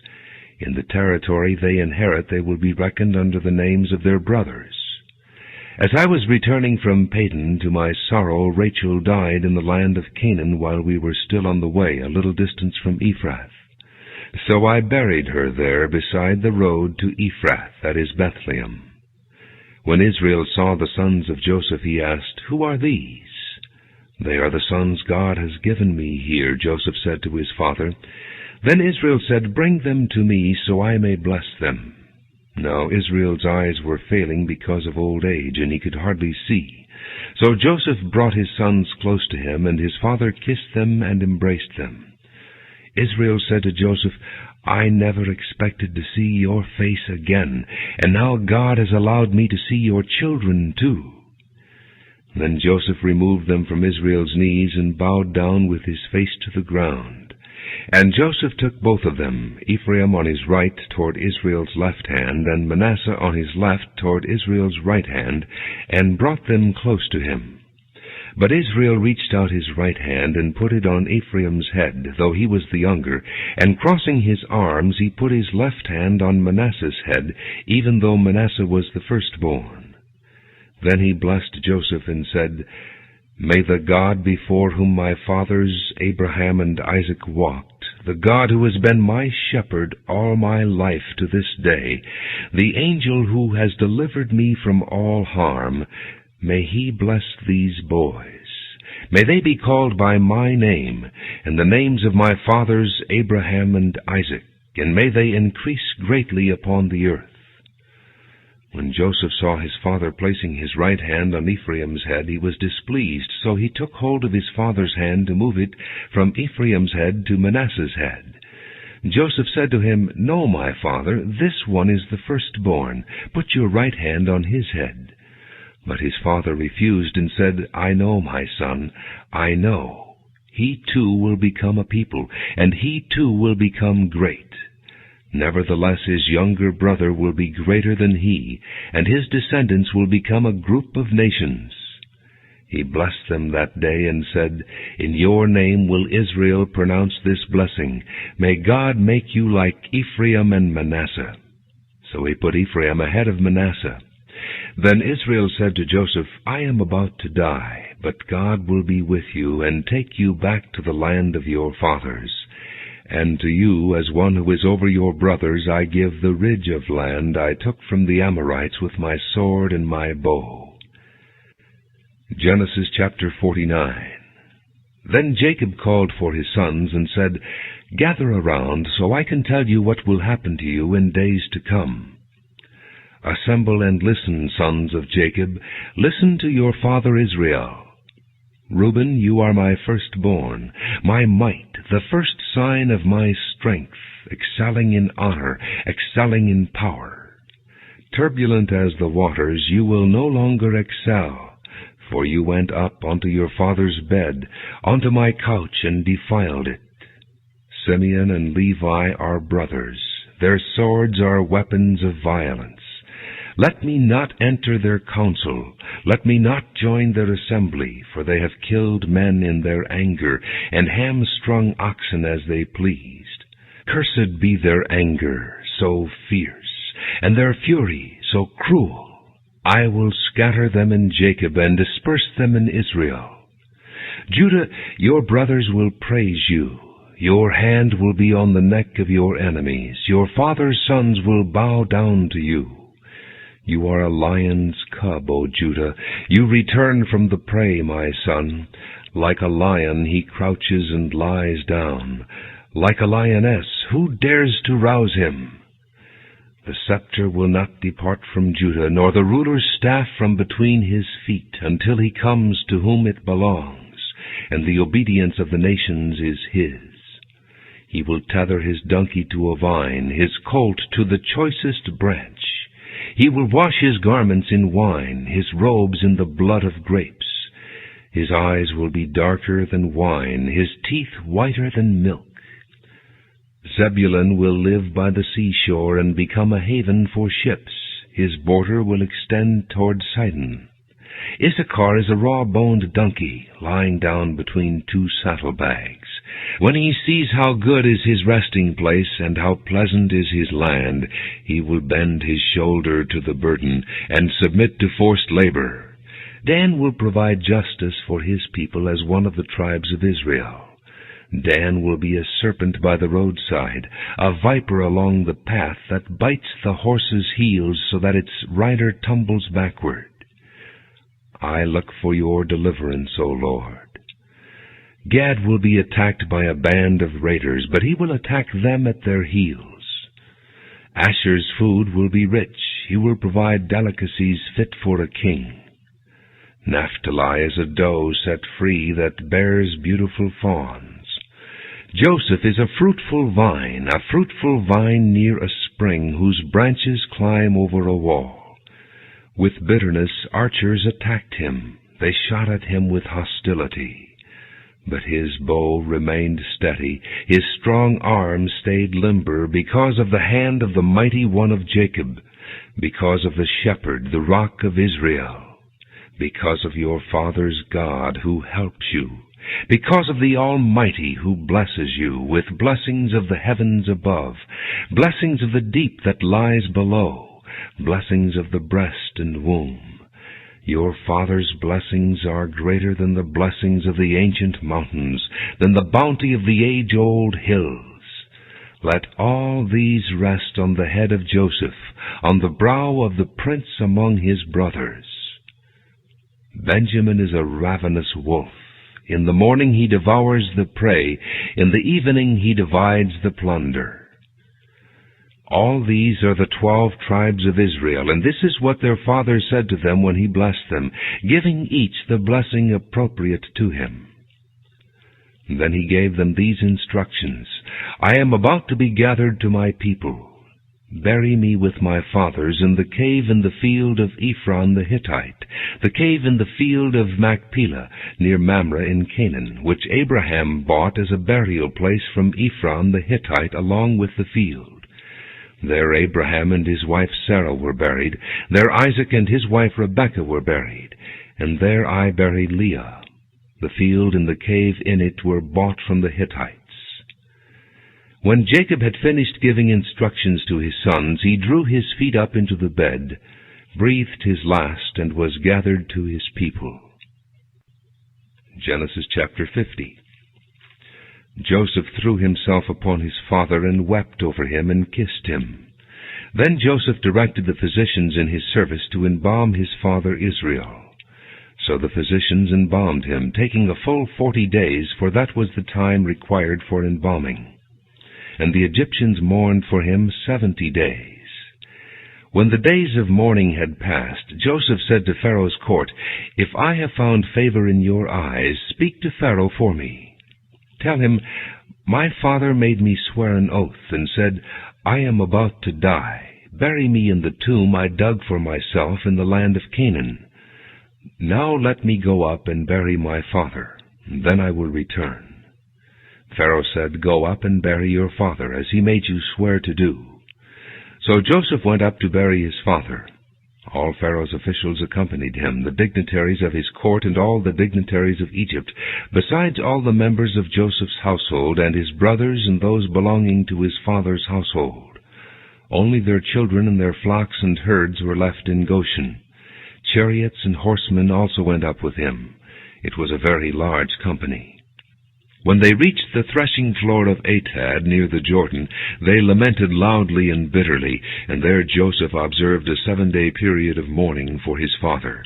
When the Canaanites who lived there saw the mourning at the threshing floor of Atad, They said, "The Egyptians are holding a solemn ceremony of mourning." That is why that place near the Jordan is called Abel Mizraim. So Jacob's sons did as he had commanded them. They carried him to the land of Canaan and buried him in the cave in the field of Machpelah near Mamre, which Abraham had bought as a burial place from Ephron the Hittite, along with the field. After burying his father, Joseph returned to Egypt, together with his brothers and all the others who had gone with him to bury his father. When Joseph's brothers saw that their father was dead, they said, "What if Joseph holds a grudge against us and pays us back for all the wrongs we did to him?" So they sent word to Joseph, saying, "Your father left these instructions before he died. This is what you are to say to Joseph. I ask you to forgive your brothers the sins and the wrongs they committed in treating you so badly. Now please forgive the sins of the servants of the God of your father." When their message came to him, Joseph wept. His brothers then came and threw themselves down before him. "We are your slaves," they said. But Joseph said to them, "Don't be afraid. Am I in the place of God? You intended to harm me, but God intended it for good, to accomplish what is now being done, the saving of many lives. So then don't be afraid. I will provide for you and your children."